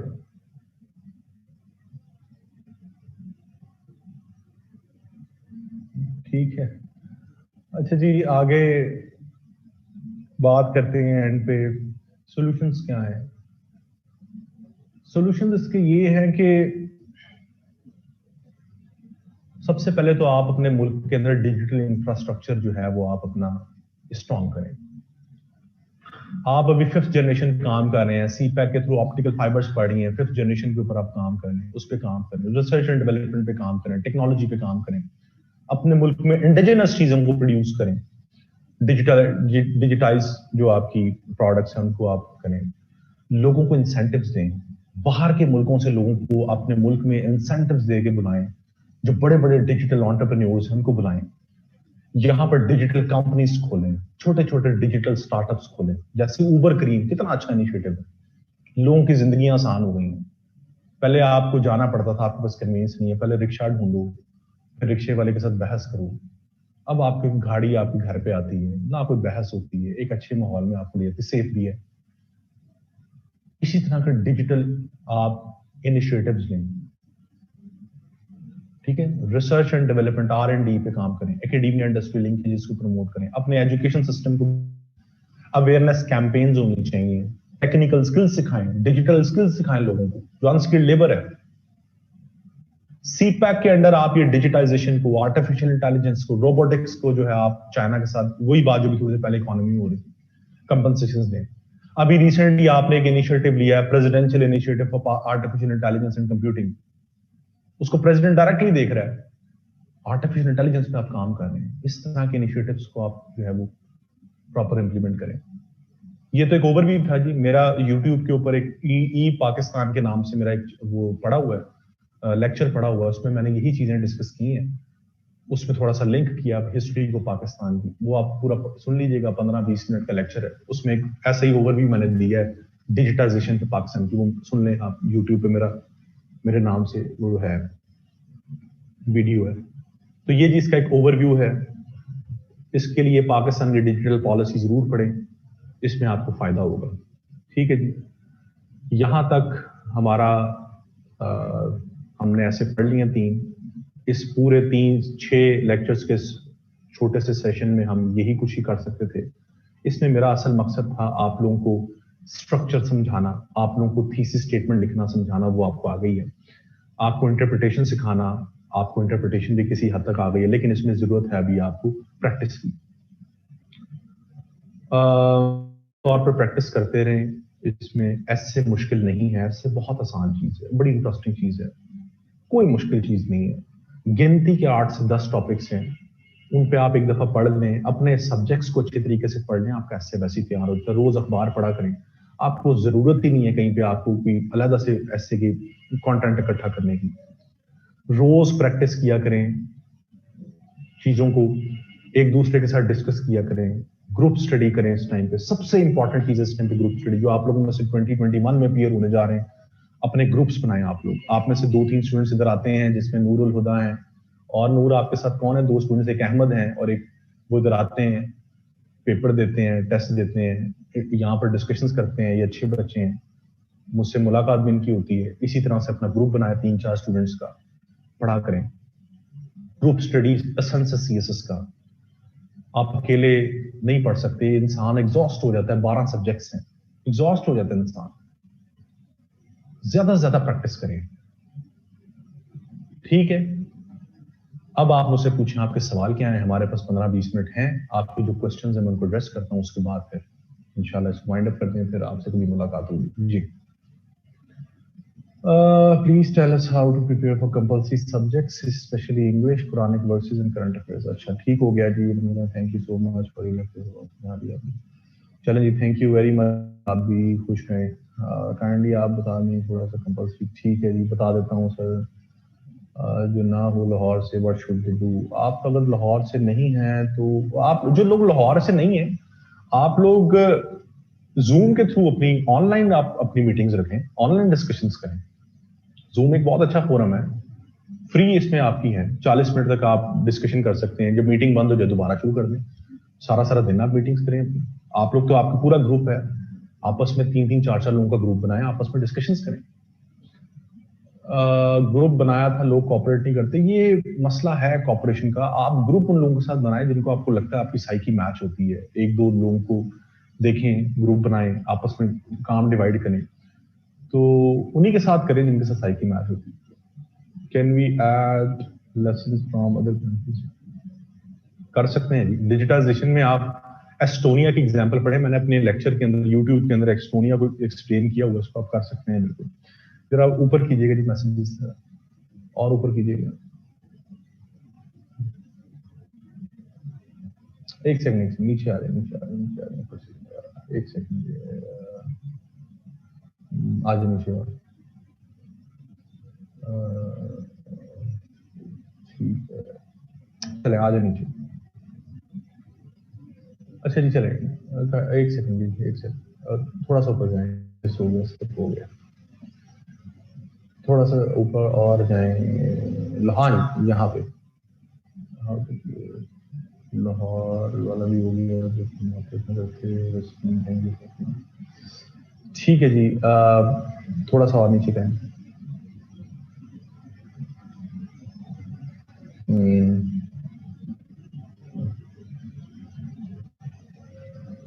थैंक यू जी, आप लोग जो सब लोग कमेंट्स कर रहे हैं, आपको बहुत शुक्रिया। जाहिद है और आज मैं आप लोगों से बहुत ही हाँ जी, सीएसएस के लिए आपको हार्ड फॉर्म में भी एप्लीकेशन लाजमी सबमिट करनी पड़ेगी, ठीक है।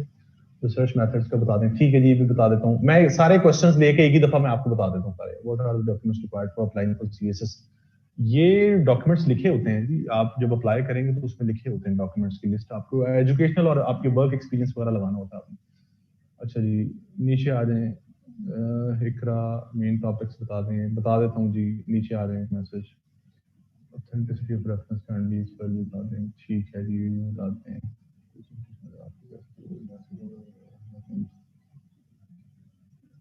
जो लोग दूसरी सिटी से हैं, आप लोग मिस सुमेरा को अपनी कुछ चीजें भेज सकते हैं। मैं अभी बिजी तो काफी ज्यादा हूँ, लेकिन मैं उनको चेक कर लूंगा। ये लिंक यूट्यूब का किसने भेज दिया है यहाँ पर? ये लेक्चर का लिंक है जी मेरे। कंपलसरी सब्जेक्ट का भी बता दें, मैं बता देता हूँ। ऑनलाइन का बहुत इशू,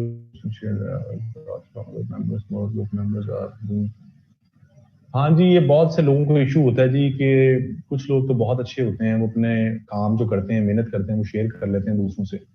कुछ लोग पता नहीं मुझे क्यों ऐसे करते हैं कि जो चीज उन्होंने पढ़ी होती है वो समझते हैं कि बस अब ये किसी से शेयर नहीं करनी। अपने नोट्स बनाकर अलमारी में लगाकर ऊपर से ताला लगा देते हैं उसको कि घर वाले भी कहीं ना पढ़ लें, वो ना कहीं लिख दें मेरे कोई बनाए हुए नोट्स या कुछ ऐसे। ऐसे नहीं करना चाहिए। शेयर किया करें एक दूसरे से चीजें। जितना ज्यादा शेयर करेंगे उतना ज्यादा नॉलेज जनरेट होता है। और कभी भी ये ना सोचें कि आपने चीज पढ़ ली है, अगर आप शेयर कर देंगे तो कोई आपसे आगे निकल जाएगा। कोई आगे नहीं निकलेगा आपसे। तो अल्लाह ताला की जात पे भी यकीन रखें। अगर आप किसी को सिखा रहे हैं तो आपका एक अपना मकाम है, ठीक है। अच्छा, कैन वी ऑनलाइन का बहुत इशू। अच्छा, ये तो हो गया। How to prepare them in short time period? ठीक है जी, बात करता हूँ। Can we get our assignments check by you sir? आप भेज दिया करें, चेक कर दिया करूंगा मैं। जज़ाकल्लाह खैर जी, थैंक यू जी। Can we approach you in academy even when session ends? आप एकेडमी आकर मुझसे कर सकती हैं, मैं एकेडमी में आपको टाइम दे सकता हूँ। आप आ जाएं एकेडमी, जाहिर है। ठीक है जी, थैंक यू। नहीं महक, आपने कोई भी सिली क्वेश्चन नहीं पूछा, ऐसी कोई बात नहीं जी। नीचे आ रहे जी, नीचे मैसेज आ रहे हैं।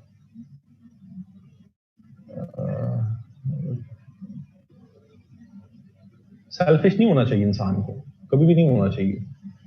दूसरों की मदद करें, अल्लाह ताला की ज़ात आपकी मदद करेगी। हमेशा शेयर किया करें अपने चीजें, इससे आपकी चीज। आज जो मैं पढ़ा रहा हूं, आपको पता है कि मैं कोई सीएसपी नहीं हूं, मैंने सीएसएस नहीं किया हुआ। मैंने पास जरूर किया लेकिन मैं एलोकेट नहीं हुआ ना। मैं कुछ आपको कोई अंग्रेजी का टीचर हूं, ठीक है। मैंने कोई इंग्लिश लिटरेचर नहीं पढ़ा हुआ। मैं आपको ऐसे पता क्यों पढ़ाता हूँ? मैं जब खुद पढ़ा करता था ना, तो लोग मेरे पास चेक करवाने आया करते थे। मैं अपने दोस्तों को पढ़ाता होता था। हम एक लाइब्रेरी में पढ़ते थे, हम 4-5 दोस्त होते थे, तो मैं अपने दोस्तों को पढ़ाया करता था उधर। जो मैंने खुद सीखा होता था, जो पढ़ा होता था, मैं उनको तक कन्वे किया करता था। उससे मेरे अपने स्किल्स भी, एनालिटिकल स्किल्स स्ट्रांग होते गए और वो मेरे दोस्त पढ़ते होते थे मुझसे। उनके भी कॉन्सेप्ट्स क्लियर हो जाते थे। फिर मैं उनका चेक करता होता था। तो जब आसपास लोग बैठे होते थे ना, वो भी मेरे पास आ जाते थे चेक करवाने के, जी हमारा भी चेक कर दें। तो आप यकीन करें, जनवरी का टाइम था वो, जब फरवरी एक महीना रहता था एग्जाम में, वो पीक टाइम होता है, मैं उसमें भी किसी को ना नहीं करता था, मैं उनका चेक कर दिया करता था चीजें कि जी आप कुछ लेके आए, मैं चेक कर दूं। उस चीज ने मेरे एनालिटिकल स्किल्स को रिफाइन किया। उस चीज ने मुझे बताया कि असल में ये क्या क्या इश्यूज होते हैं राइटिंग्स के अंदर। वहां से मैंने पढ़ाना शुरू किया। अगर मैं वैसे सीधा पढ़ाने आ जाता तो मैं कभी नहीं पढ़ा सकता था, मेरे अंदर वो स्किल्स ही नहीं थे। चीजों ने डिफाइन किया। और हम 3-4 दोस्त थे, हम सब लोग कोऑपरेटिव थे, हम एक दूसरे की मदद किया करते थे, हमें कोई भी सेल्फिश नहीं था और होना भी नहीं चाहिए। ठीक है, और आज हम चारों लोग मुख्तलिफ फोरम्स में पढ़ा रहे हैं। ठीक है, तो बताने का मकसद ये है कि शेयर किया करें, अल्लाह ताला की ज़ात पे यकीन रखें, आपको उसका रिवॉर्ड जरूर मिलेगा। तो किसी को गलत गाइड ना करें। बहुत से लोग मैंने देखे हैं, वो एक होता है कि आपसे कोई मदद मांग रहे हैं, आप गाइड ना करें, वो तो एक और चीज है। आप गलत गाइड करें, वो उससे तो बुरी बात हो ही कोई नहीं सकती। तो आपस में कोऑपरेट किया करें, आप लोग आपस में ग्रुप्स बनाएं और ग्रुप स्टडी करें। मेरी कोई एकेडमी नहीं है, मेरा एक ऑनलाइन फोरम है जी, उसमें मैं आजकल नहीं पढ़ा रहा, क्योंकि मैं एक तो मैं अपनी खुद तैयारी कर रहा हूँ, और दूसरा मेरी यहाँ पर इंगेजमेंट बहुत ज्यादा है, यहाँ पे मैं बहुत ज्यादा इंगेज हूँ वर्ल्ड टाइम्स में। यहाँ मेरी रोज 6-6 क्लासेस हो रही, मेरा टाइम नहीं मिल रहा। यहाँ पर टाइम हो तो मैं जरूर पढ़ाऊँ, मेरे पास टाइम नहीं है बिल्कुल भी। From Punjab at loss. अच्छा जी, मैं आपके क्वेश्चंस के एड्रेस कर देता हूँ। देखें जी, सबसे पहले बात करें स्टूडेंट्स कुछ कंपलसरी सब्जेक्ट्स की। कंपलसरी सब्जेक्ट्स में जहां तो बात है करंट अफेयर्स की, तो करंट अफेयर्स में सिर्फ और सिर्फ आपने अखबार पढ़ना है। आपका पेपर अखबार में से आना है। आप पिछले 5 साल के पेपर्स निकाल के देख लें, जो जो उस साल की डेवलप से पेपर आया, अखबार पढ़ना है। और मैंने आपको नेशनल डिफेंस यूनिवर्सिटी और issi.org.pk 2 सोर्सेज बताए थे, यहां से पढ़ना है। ये 2 सोर्सेज से आर्टिकल्स पढ़ें और अखबार पढ़ें, और कुछ नहीं पढ़ना, कुछ भी नहीं पढ़ना। आपका करंट अफेयर्स तैयार हो जाएगा, आपको किसी किस्म का मसला नहीं होगा। इस्लामियत की आयात कैसे याद करनी है? रोज की 2-2, 3-3 आयात याद करें। रोज 15 से 20 मिनट रख लें कि मैंने ये 2 आयात याद करनी, 3 आयात याद करनी, उनको क्रैम करें। अंग्रेजी में idioms, pair of words, synonym antonyms की भी ये टेक्निक होनी चाहिए। रोज का 1 घंटा आपने रखना है, आधा घंटा इडियम्स, पेयर ऑफ वर्ड्स और सिनोनिम एंटोनिम्स। 1 घंटा रख लें इन चीजों के लिए, आधा घंटा रख लें अपनी इस्लामियत की आयात के लिए। क्या इस्लामियत की आयात 3 याद करनी है? जरूरी नहीं है कि आप उसकी अरबी भी याद करें, आप उर्दू तर्जुमा याद कर लें, लेकिन आपको पता होना चाहिए कि कुरान की किस सूरत में लिखी है, सूरत का नाम भी याद होना चाहिए। बाकी रही बात एस्से की, एस्से की मैंने आपको बता दिया था कि प्रैक्टिस, अपने सब्जेक्ट्स को अच्छे तरीके से तैयार करें, उनको अच्छे तरीके से पढ़ें, और उनको पढ़ने के साथ साथ अपना अखबार रोज पढ़ें। आपको कंटेंट का तो मसला ही नहीं होगा। और रोज लिखा करें कुछ ना कुछ, पूरा पूरा ऐसे खत्म ना लिखें, 1 पेज 2 पेज जरूर लिखें, आपकी राइटिंग में फ्लो रहेगा। और दिसंबर ऑनवर्ड्स जाके, दिसंबर 2 महीने, 1 हफ्ते में 2-2 एसेज लिखें। अगर आप 1 हफ्ते में 2-2 ऐसे लिखते हैं, तो 1 महीने में 8 एसेज और 2 महीने में 16 essays. 16 essays more than enough है। एक दूसरे को चेक करवाएं।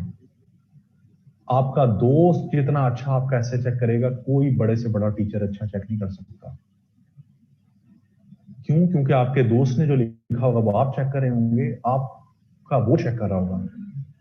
तो आप कंपैरेटिव एनालिसिस करेंगे, अच्छा मैंने ऐसे लिखा था, इसने ऐसे लिखा है, मैंने ये गलती की, इसने ये की है। वहां से आपको पता चलेगा कि असल में ऐसे में गलतियां होती कहां से हैं। आप उसको ग्रामर, आप उसको एनालिटिकल पॉइंट ऑफ व्यू, हर तरीके से चेक करेंगे, क्योंकि उसमें आपकी भी लर्निंग हो रही होगी, आपके दोस्त का भी फायदा हुआ। कोई बड़े से बड़ा टीचर आपको चेक नहीं करेगा इससे इतनी ध्यान से, जितना आप अपने दोस्त का चेक करेंगे और आपका दोस्त आपका चेक करेगा। किसी टीचर के ऊपर डिपेंडेंट ना हो ऐसे के लिए, खुद पढ़ें, खुद सीखें, एक दूसरे के साथ डिस्कस करें। इस टाइम पे तो आप, ये जो अब इस टाइम पीक टाइम चल रहा है, सारी एकेडमीज में यही चल रहा है कि ज्यादा से ज्यादा हमारे पास स्टूडेंट्स आ जाए। ऐसे के टीचर अपने छुरे तेज कर रहे हैं इस टाइम पे। यदि आ जाए आ जाए, एक टीचर के पास 100 बच्चा स्टेम पढ़ रहा है, कैसे वो 100 बच्चे का एक एक लफ्ज पढ़ेगा, ऐसे चेक करेगा? नहीं करेगा। मैं आप ही के खुद एक दूसरे का चेक करें।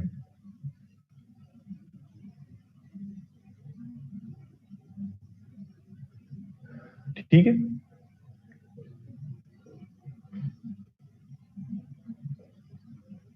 दूसरी रही बात कि आपको एक सब्जेक्ट को कितना टाइम देना है। अगर मैं आपको सही बात बताऊं, जितने आपके ऑप्शन सब्जेक्ट्स हैं पर 100 मार्क्स आप एक हफ्ते में या 5 दिन में सब्जेक्ट तैयार कर सकते हैं। आप में से जिन लोगों ने criminology, constitutional law, international law रखा है, एक हफ्ते में होते हैं तैयार। जिन लोगों ने यूरोपियन हिस्ट्री, इंडो पाक हिस्ट्री, यूएस हिस्ट्री रखा है, एक हफ्ते की मार है subject. Environment sciences, gender studies 5 से 6 दिन में तैयार होता है। पंजाबी 5 से 6 दिन में तैयार होता है। पश्तो, लिंग्विस्टिक्स के सब्जेक्ट, सोशियोलॉजी, साइकोलॉजी एक एक हफ्ते में तैयार होते हैं। आईआर को थोड़ा टाइम लगता है, 20 दिन लगते हैं। पॉलिटिकल साइंस को 20-25 दिन लगते हैं। इस्लामियात 7 चैप्टर्स हैं, रोज का एक चैप्टर करे, 7 दिन में इस्लामियात तैयार होता है। करंट अफेयर्स रोज पढ़े, उसको अलग से टाइम देने की जरूरत नहीं है। पाक अफेयर्स 10 दिन में तैयार होता है, थोड़ा बड़ा सब्जेक्ट है। साइंस, क्योंकि साइंस एंड मैथमेटिक्स थोड़ा बड़ा सब्जेक्ट है, 10 दिन लगा लें। बड़ी अच्छी तैयारी होती है इस टाइम पीरियड में भी, आपकी बहुत अच्छी तैयारी होती है।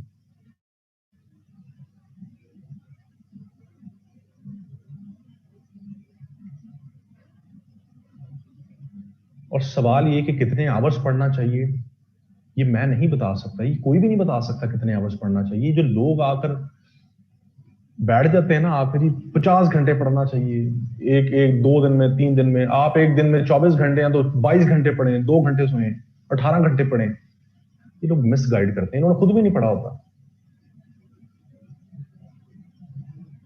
कोई आपको गाइड नहीं कर सकता कि आपने कितने घंटे पढ़ना है। पता क्या है, आपका अपना मेंटल लेवल है। मुझे नहीं पता कि आप कितनी देर में एक चीज को पिक करते हैं, आपकी रीडिंग स्पीड कितनी है, मुझे तो नहीं पता, या किसी और को नहीं पता। मुझे ये भी नहीं पता कि आपकी रीडिंग स्पीड के साथ साथ आपकी पिकिंग पावर कितनी है। आप एक चीज को पढ़कर कितनी जल्दी आप अपने माइंड में बिठा लेते हैं, ये आपको पता है। अगर मैं कहूं 18 घंटे पढ़ें और आप 18 घंटे का काम 9 घंटे में, 10 घंटे में कर लेते हैं, और 8 घंटे आप ऐसी किताब पकड़ के बैठे रहेंगे, सर ने कहा था 18 घंटे से कम नहीं पढ़ना।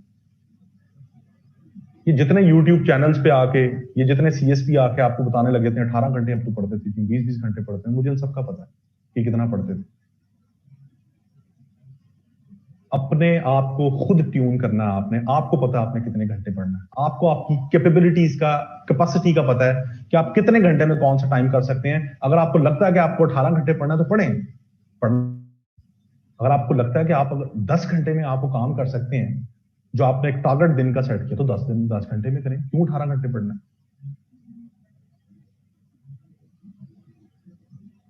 तो सीएसएस कोई मुश्किल चीज नहीं है। सीएसएस एक बहुत आसान एग्जाम है। ये बीए लेवल का इम्तिहान है। अगर आप सब लोग यूनिवर्सिटी ग्रेजुएट्स हैं, बीए तो एटलीस्ट सबने किया ना। अगर नहीं किया तो फिर आप ये क्लास क्यों ले रहे हैं? अगर बीए तो किया ना सबने, आप सब लोग यहाँ पे पीएचडी स्कॉलर्स बैठे हुए हैं, डॉक्टर्स हैं, इंजीनियर्स हैं, मास्टर्स किया हुआ है, एमफिल किया हुआ है, बैचलर्स, ऑनर्स किए हुए हैं, किए ना। अगर मैं आप सबको कहूं कि बीए का इम्तिहान देना तो कोई मुश्किल बात होगी आपके लिए? अगर आप में से किसी ने बीए भी किया है, मैं कहूं दोबारा बीए करें, मुश्किल होगी उसके लिए। बीए लेवल का इम्तिहान है। सिर्फ डेडिकेशन, कमिटमेंट, कंसिस्टेंसी और राइट डायरेक्शन, दैट्स इट। और तीसरी चीज लक।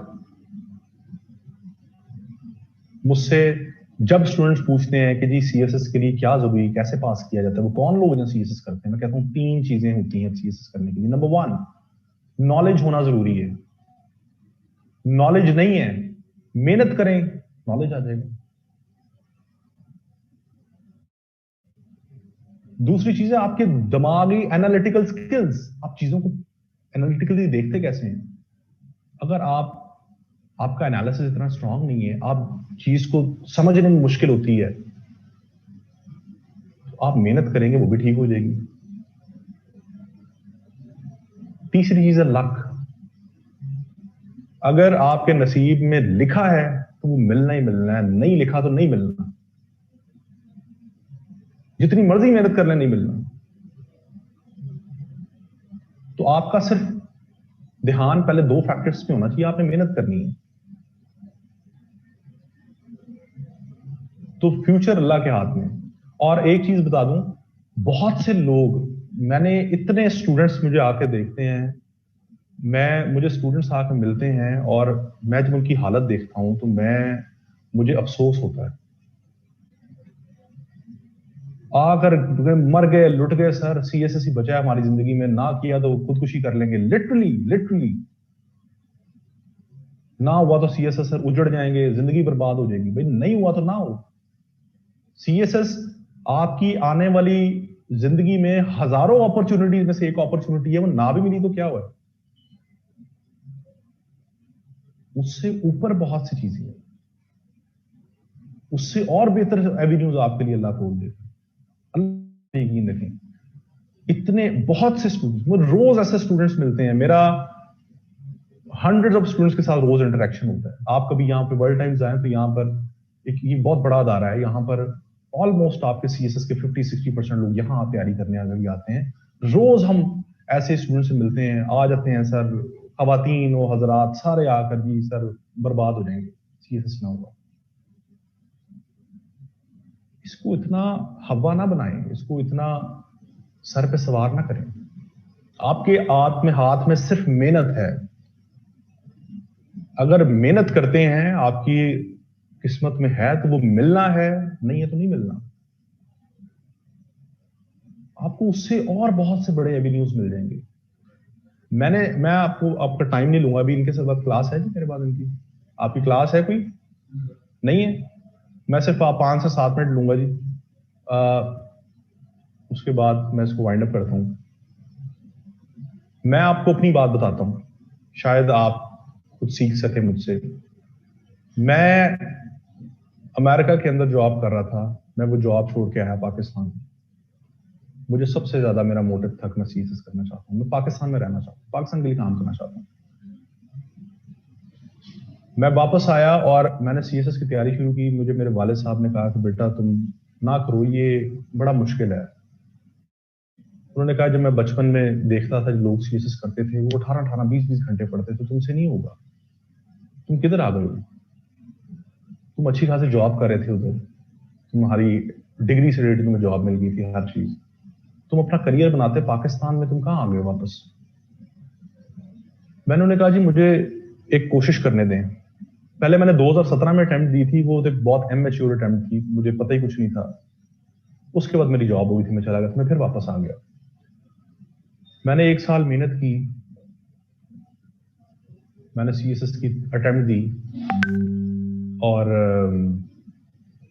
अटेम्प्ट के बाद मेरे पास कोई रास्ता नहीं था कि मैं क्या करता। बाहर में जाना नहीं चाहता था, पाकिस्तान में काम करना चाहता था। पाकिस्तान में मेरे सोर्स ऑफ रेवेन्यू मेरे पास कोई नहीं था। मुनासिब तो नहीं लगता बताते हुए, लेकिन फिर भी ये चीज मैं आपको बताता हूं ताकि आपको थोड़ा इंटेंसिटी का पता हो। मैं 6 लाख रुपया कमाता था, 23 साल मेरी उम्र थी जब मुझे जॉब हुई अमेजोन में। अमेजोन में काम करता था मैं, तो छोड़ के मैं वापस आया था। अब जब आप वापस आते हैं ना, आपके ऊपर सोसाइटल प्रेशर होता है, सोसाइटल प्रेशर होता है आपके ऊपर। तो मैंने जब सीएसएस का इम्तिहान दे दिया, 1 साल मैंने पढ़ा। हर कोई पूछता था बेटा क्या कर रहा है आपका, बेटा क्या कर रहा है, वालिदैन से। बेटा वो क्या बताएं, बेटा क्या कर रहा है? बेटा तो कुछ नहीं कर रहा। बाहर आ गया। मैंने जब इम्तिहान दिया तो फिर मेरे पास चांस था कि मैं अमेरिका चले जाऊं। मुझे दोबारा ऑफर आई वहां से कि आप आ जाएं अगर आना चाहते हैं। मेरे फादर ने मुझे कहा कि इम्तिहान दे दिया तो चले जाओ। मैंने कहा जी मेरा दिल नहीं करता, मैं इधर ही रहूंगा और कुछ ना कुछ कर लूंगा। मैं दरअसल फैसलाबाद से हूँ। मैंने अपने वालिद साहब को कहा कि ना मैं लाहौर जाके ना पढ़ाना शुरू कर देता हूँ अकेडमी में। मेरे वालिद साहब ने कहा कि यार तुम पागल हो, मतलब अकेडमीज में कहाँ तुम पढ़ाओगे? तुम बाहर से पढ़े हो, तुम अच्छी एक नौकरी कर रहे थे, यहाँ पर आके अकेडमीज में तुम 5, 7, 10 हज़ार के क्या पढ़ाओगे एकेडमीज तो इतनी पैसे देती हैं। मैंने कहा मैं गुजार कर लूंगा और मैं ना इंडिपेंडेंट होना चाहता हूँ, मैं आपके ऊपर बर्डन नहीं बनना चाहता। उन्होंने कहा कोई बर्डन वाली तो बात ही नहीं बेटा तुम, लेकिन मैं ये नहीं चाहता कि आप इतना पढ़कर आप किसी एकेडमी में जाकर पढ़ाओ। मैंने कहा जी आप मुझे मौका दे दो। उन्होंने कहा आपकी मर्जी है, आप जो करना चाहते कर लो। मेरे पास ऑप्शन था, मैं जा सकता था, नहीं गया। 2019 की अटेम्प्ट दी मैंने। 2019 की अटेम्प्ट देने के बाद मैं लाहौर आया और मैंने एक छोटी सी एकेडमी में पढ़ाना शुरू कर दिया। और मैंने अपने वालिद साहब को कहा कि जी मैं अब इंडिपेंडेंट हूं और मैं अब आपसे पैसे नहीं लूंगा। उन्होंने कभी भी ऐसे, ये नहीं था कि वो रेजिस्ट कर रहे थे, कभी भी रेजिस्ट नहीं किया था। मैंने कहा मैं इंडिपेंडेंट होना चाहता हूं, मुझे शर्म आती थी उनसे। जब मैं यहां पर आया और मैंने एक एकेडमी में पढ़ाना शुरू किया, सबसे पहले मैं डेमो लेक्चर दिया 2 एकेडमीज में आके कि जी मैं पढ़ाना चाहता हूं आपके पास। उन्होंने कहा जी आ जाए। मैंने कहा जी, मैंने उन्हें अपनी मजबूरी बताई। मैंने कहा जी मैं दरअसल जो हूं ना, मैंने खुद यहाँ पे अपना सरवाइव करना है, अपना अर्न खुद करना है, तो मैंने अपने घर वालों से पैसे नहीं लेने। तो मुझे आप कम से कम इतना जरूर बताएं कि आप एक लेक्चर के मुझे कितने पैसे देंगे और कितने लेक्चर्स देंगे, ताकि मुझे पता हो कि क्या मैं सरवाइव कर सकता हूँ या नहीं। उन्होंने कहा जी हम बहुत लेक्चर देंगे। अच्छा, डेमो लेक्चर मैंने दिया तो उन्हें पसंद आ गया था क्लास को। क्लास कह रही थी कि जी हमने पढ़ना है टीचर से।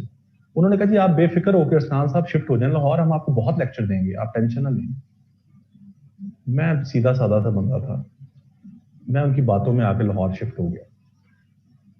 मुझे आज भी याद है, मैंने अपने फादर से 22,000 लिया, मैं लाहौर आया और लाहौर आके मैंने एक हॉस्टल छोटा सा लिया, उसमें मैं रहना शुरू हो गया। एक हफ्ता गुजर गया, मैंने उन्हें बता दिया एकेडमीज को कि जी मैं आ गया, मुझे लेक्चर दे दीजिएगा। एक हफ्ते में मुझे कोई लेक्चर नहीं मिला।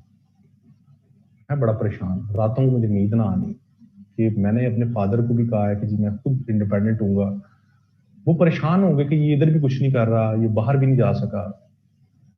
तो मेरे फादर ने मुझसे फोन करके पूछा कि बेटा पैसे हैं? मैंने कहा जी हैं, मेरे पास पैसे। मैं रोज सुबह उठता था, एकेडमीज को फोन करता था, उन 2 ही एकेडमीज को कि जी मुझे लेक्चर नहीं। तो कहते सना साहब कल रखेंगे, कल रखेंगे, आज नहीं अगले हफ्ते रखेंगे। मुझे आज भी याद है, मैंने पहले महीने में सिर्फ 6,000 अर्न किया। मेरा हॉस्टल जिसमें मैं रहता था उसका रेंट सिर्फ 12,000। तो मैंने फिर अपने वालिद से बड़ी शर्मिंदगी से पैसे मांगे। मेहनत करता रहा, मैं मेहनत करता रहा। एक टाइम ये आया, विद इन 2 to 3 मंथ्स मैंने इतनी मेहनत की कि 3 मंथ्स के अंदर अंदर वो दोनों एकेडमीज को मैंने चलाना शुरू कर दिया आकर। वो डिपेंडेंट हो गई मेरे ऊपर। स्टूडेंट्स का रिस्पॉन्स आना शुरू हो गया। उन्होंने कहा जी हमने इन्हीं से पढ़ना है। नाम नहीं मैं उनके एकेडमीज के लूंगा, आप जानते हैं उनको, आप सब जानते होंगे। अगर आपको एकेडमीज का पता ना, लाहौर अभी बड़ी प्रोमिनेंट एकेडमी है वो दोनों एकेडमीज मैंने चलाई हैं, खुद चलाई हैं मैंने। एक टाइम वो आया कि मैंने खुद एकेडमीज चलाई। मेरा ये ख्वाब था वर्ल्ड टाइम्स पढ़ाना। जब मैं पहली दफा आया, अदील साहब से मिला मैंने कहा जी मैं पढ़ाना चाहता हूँ। इन्होंने कहा कि तुम्हारी कंपिटेंस क्या है, क्रेडेंशियल्स क्या है आपके? मैंने कहा सर मैंने CSS दी है। इन्होंने कहा हम तो ऐसे लोगों को नहीं रखते। सर कोई बात नहीं, चला गया मैं। फिर एक टाइम आया कि वर्ल्ड टाइम्स ने मुझे खुद फोन किया कि जी आप पढ़ाना चाहते हैं? मैंने कहा मैं पढ़ाना चाहता हूँ। मैं वर्ल्ड टाइम्स आ गया।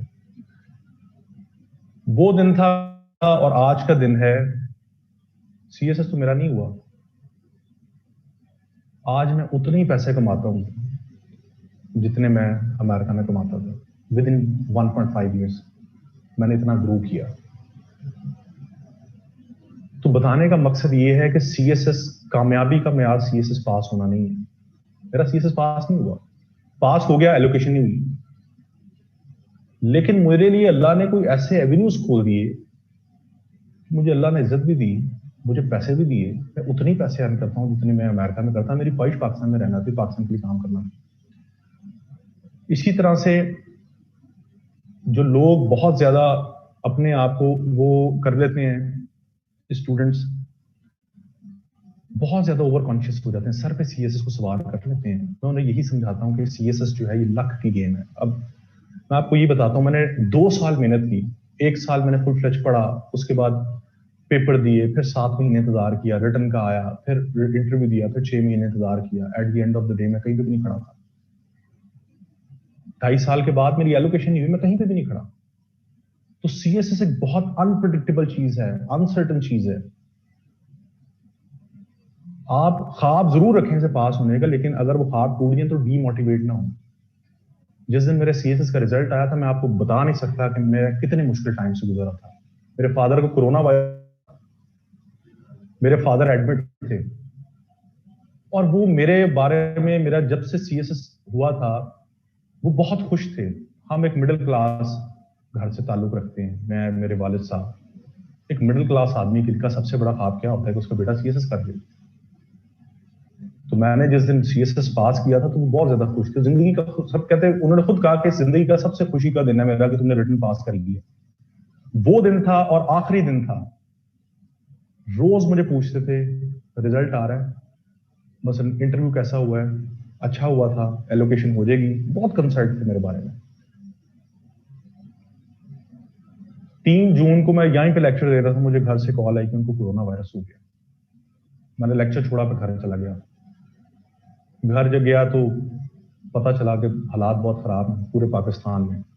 कहीं पे भी कोरोना पेशेंट्स को नहीं ले रहे प्राइवेट हॉस्पिटल्स में। एक ही ऑप्शन था, वो था गवर्नमेंट हॉस्पिटल। वहां मैं जाना नहीं चाहता था। मैंने एक दिन वेट किया, फादर की कंडीशन डिटेरियोरेट होना शुरू हो गई, मुझे अल्टीमेटली मुझे लेके जाना पड़ा पब्लिक हॉस्पिटल, जो गवर्नमेंट हॉस्पिटल। और उनका ट्रीटमेंट चल रहा था गवर्नमेंट हॉस्पिटल में। 18 तारीख को मेरा रिजल्ट आया था। 18 को सुबह मैं उनके पास था और उन्होंने मुझसे पूछा कि रिजल्ट कब आ रहा है। मैंने कहा जी आज आ रहा है। तो कहते हैं इंशाल्लाह सब कुछ अच्छा होगा। तो मैं सुबह उनको हॉस्पिटल छोड़ के घर, और घर अब रिजल्ट आना था, वो भी वेट कर रहे थे, तबीयत ठीक नहीं थी उनकी, बड़ा कंसर्न थे। मेरा एक स्टूडेंट एफपीएससी सीक्रेसी ब्रांच में होता है, उसने मुझे 2 घंटे पहले रिजल्ट बता दिया कि सर आपकी एलोकेशन नहीं हुई। मुझे 1% भी दुख नहीं हुआ, 1% भी मुझे शॉक नहीं लगा कि मेरा नहीं हुआ। हालांकि मैं सोच रहा था मैं टॉप 10 या टॉप 15 में शायद हूं, मेरी एलोकेशन नहीं हुई। 1 सेकंड के लिए भी मुझे नहीं लगा। मुझे उसने बताया कि सर आपकी एलोकेशन नहीं हुई। मैंने कहा अच्छा। वो इसलिए कि मैं बहुत ज्यादा परेशान था अपने फादर की तबीयत को लेकर, बहुत ज्यादा परेशान था मैं। मेरे फादर ने मुझे हॉस्पिटल से फोन किया, रिजल्ट आ गया। मैंने कहा नहीं आया। मैंने कहा रिजल्ट डिले हो गया 15 दिन। कहते अच्छा। हॉस्पिटल गया। अब मुझे सिर्फ एक परेशानी थी कि मैं कैसे इनको बताऊं कि मेरी एलोकेशन नहीं है। कि तबीयत पहले ठीक नहीं थी, सांस नहीं आ रहा था, बहुत मुश्किल टाइम।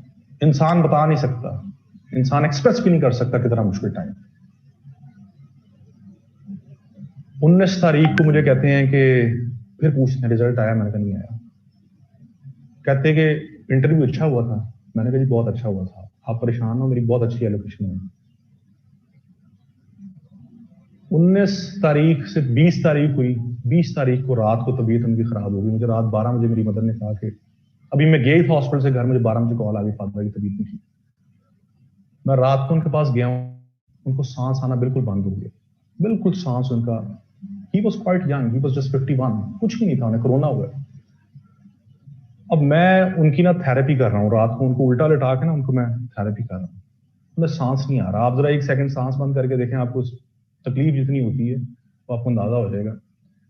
उन्हें सांस नहीं आ रहा था, मैं उनको ना थेरेपी कर रहा हूँ और वो अल्लाह ताला से माफी मांग रहे थे कि मैंने बचना नहीं है। मैं उनको ये कह रहा था कि आप कुछ भी नहीं होगा, आप ठीक हो जाएंगे। एक शख्स जिसको सांस नहीं आ रहा, जो इतनी तकलीफ में है, मुझे तब भी पूछते हैं कि सीएसएस का रिजल्ट आया। मैंने कि नहीं आया।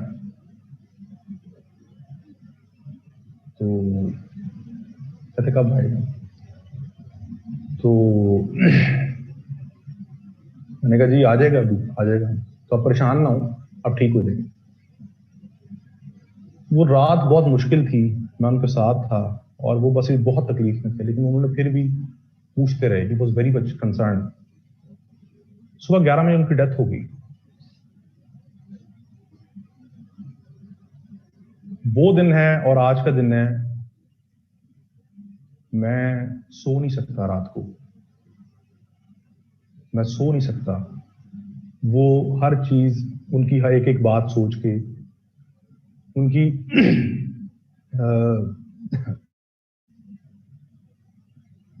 हर चीज जो है ना, वो जो बात करते थे जिस तरह से, मैं सुन नहीं सकता। तो खैर, बताने का मकसद है कि इसको जिंदगी मौत का हिस्सा ना बनाएं।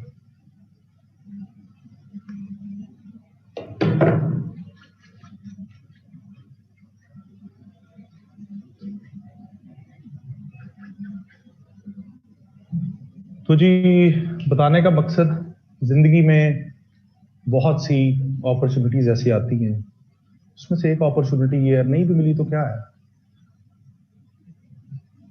इंसान को असल जिंदगी की रियलिटी का अंदाजा होता है जब आप बड़े करीब से अपने लोगों को लूज करते हैं, फिर आपको पता चलता है कि जिंदगी असल में क्या है। तो मेहनत करें और अल्लाह ताला की ज़ात को छोड़ दें।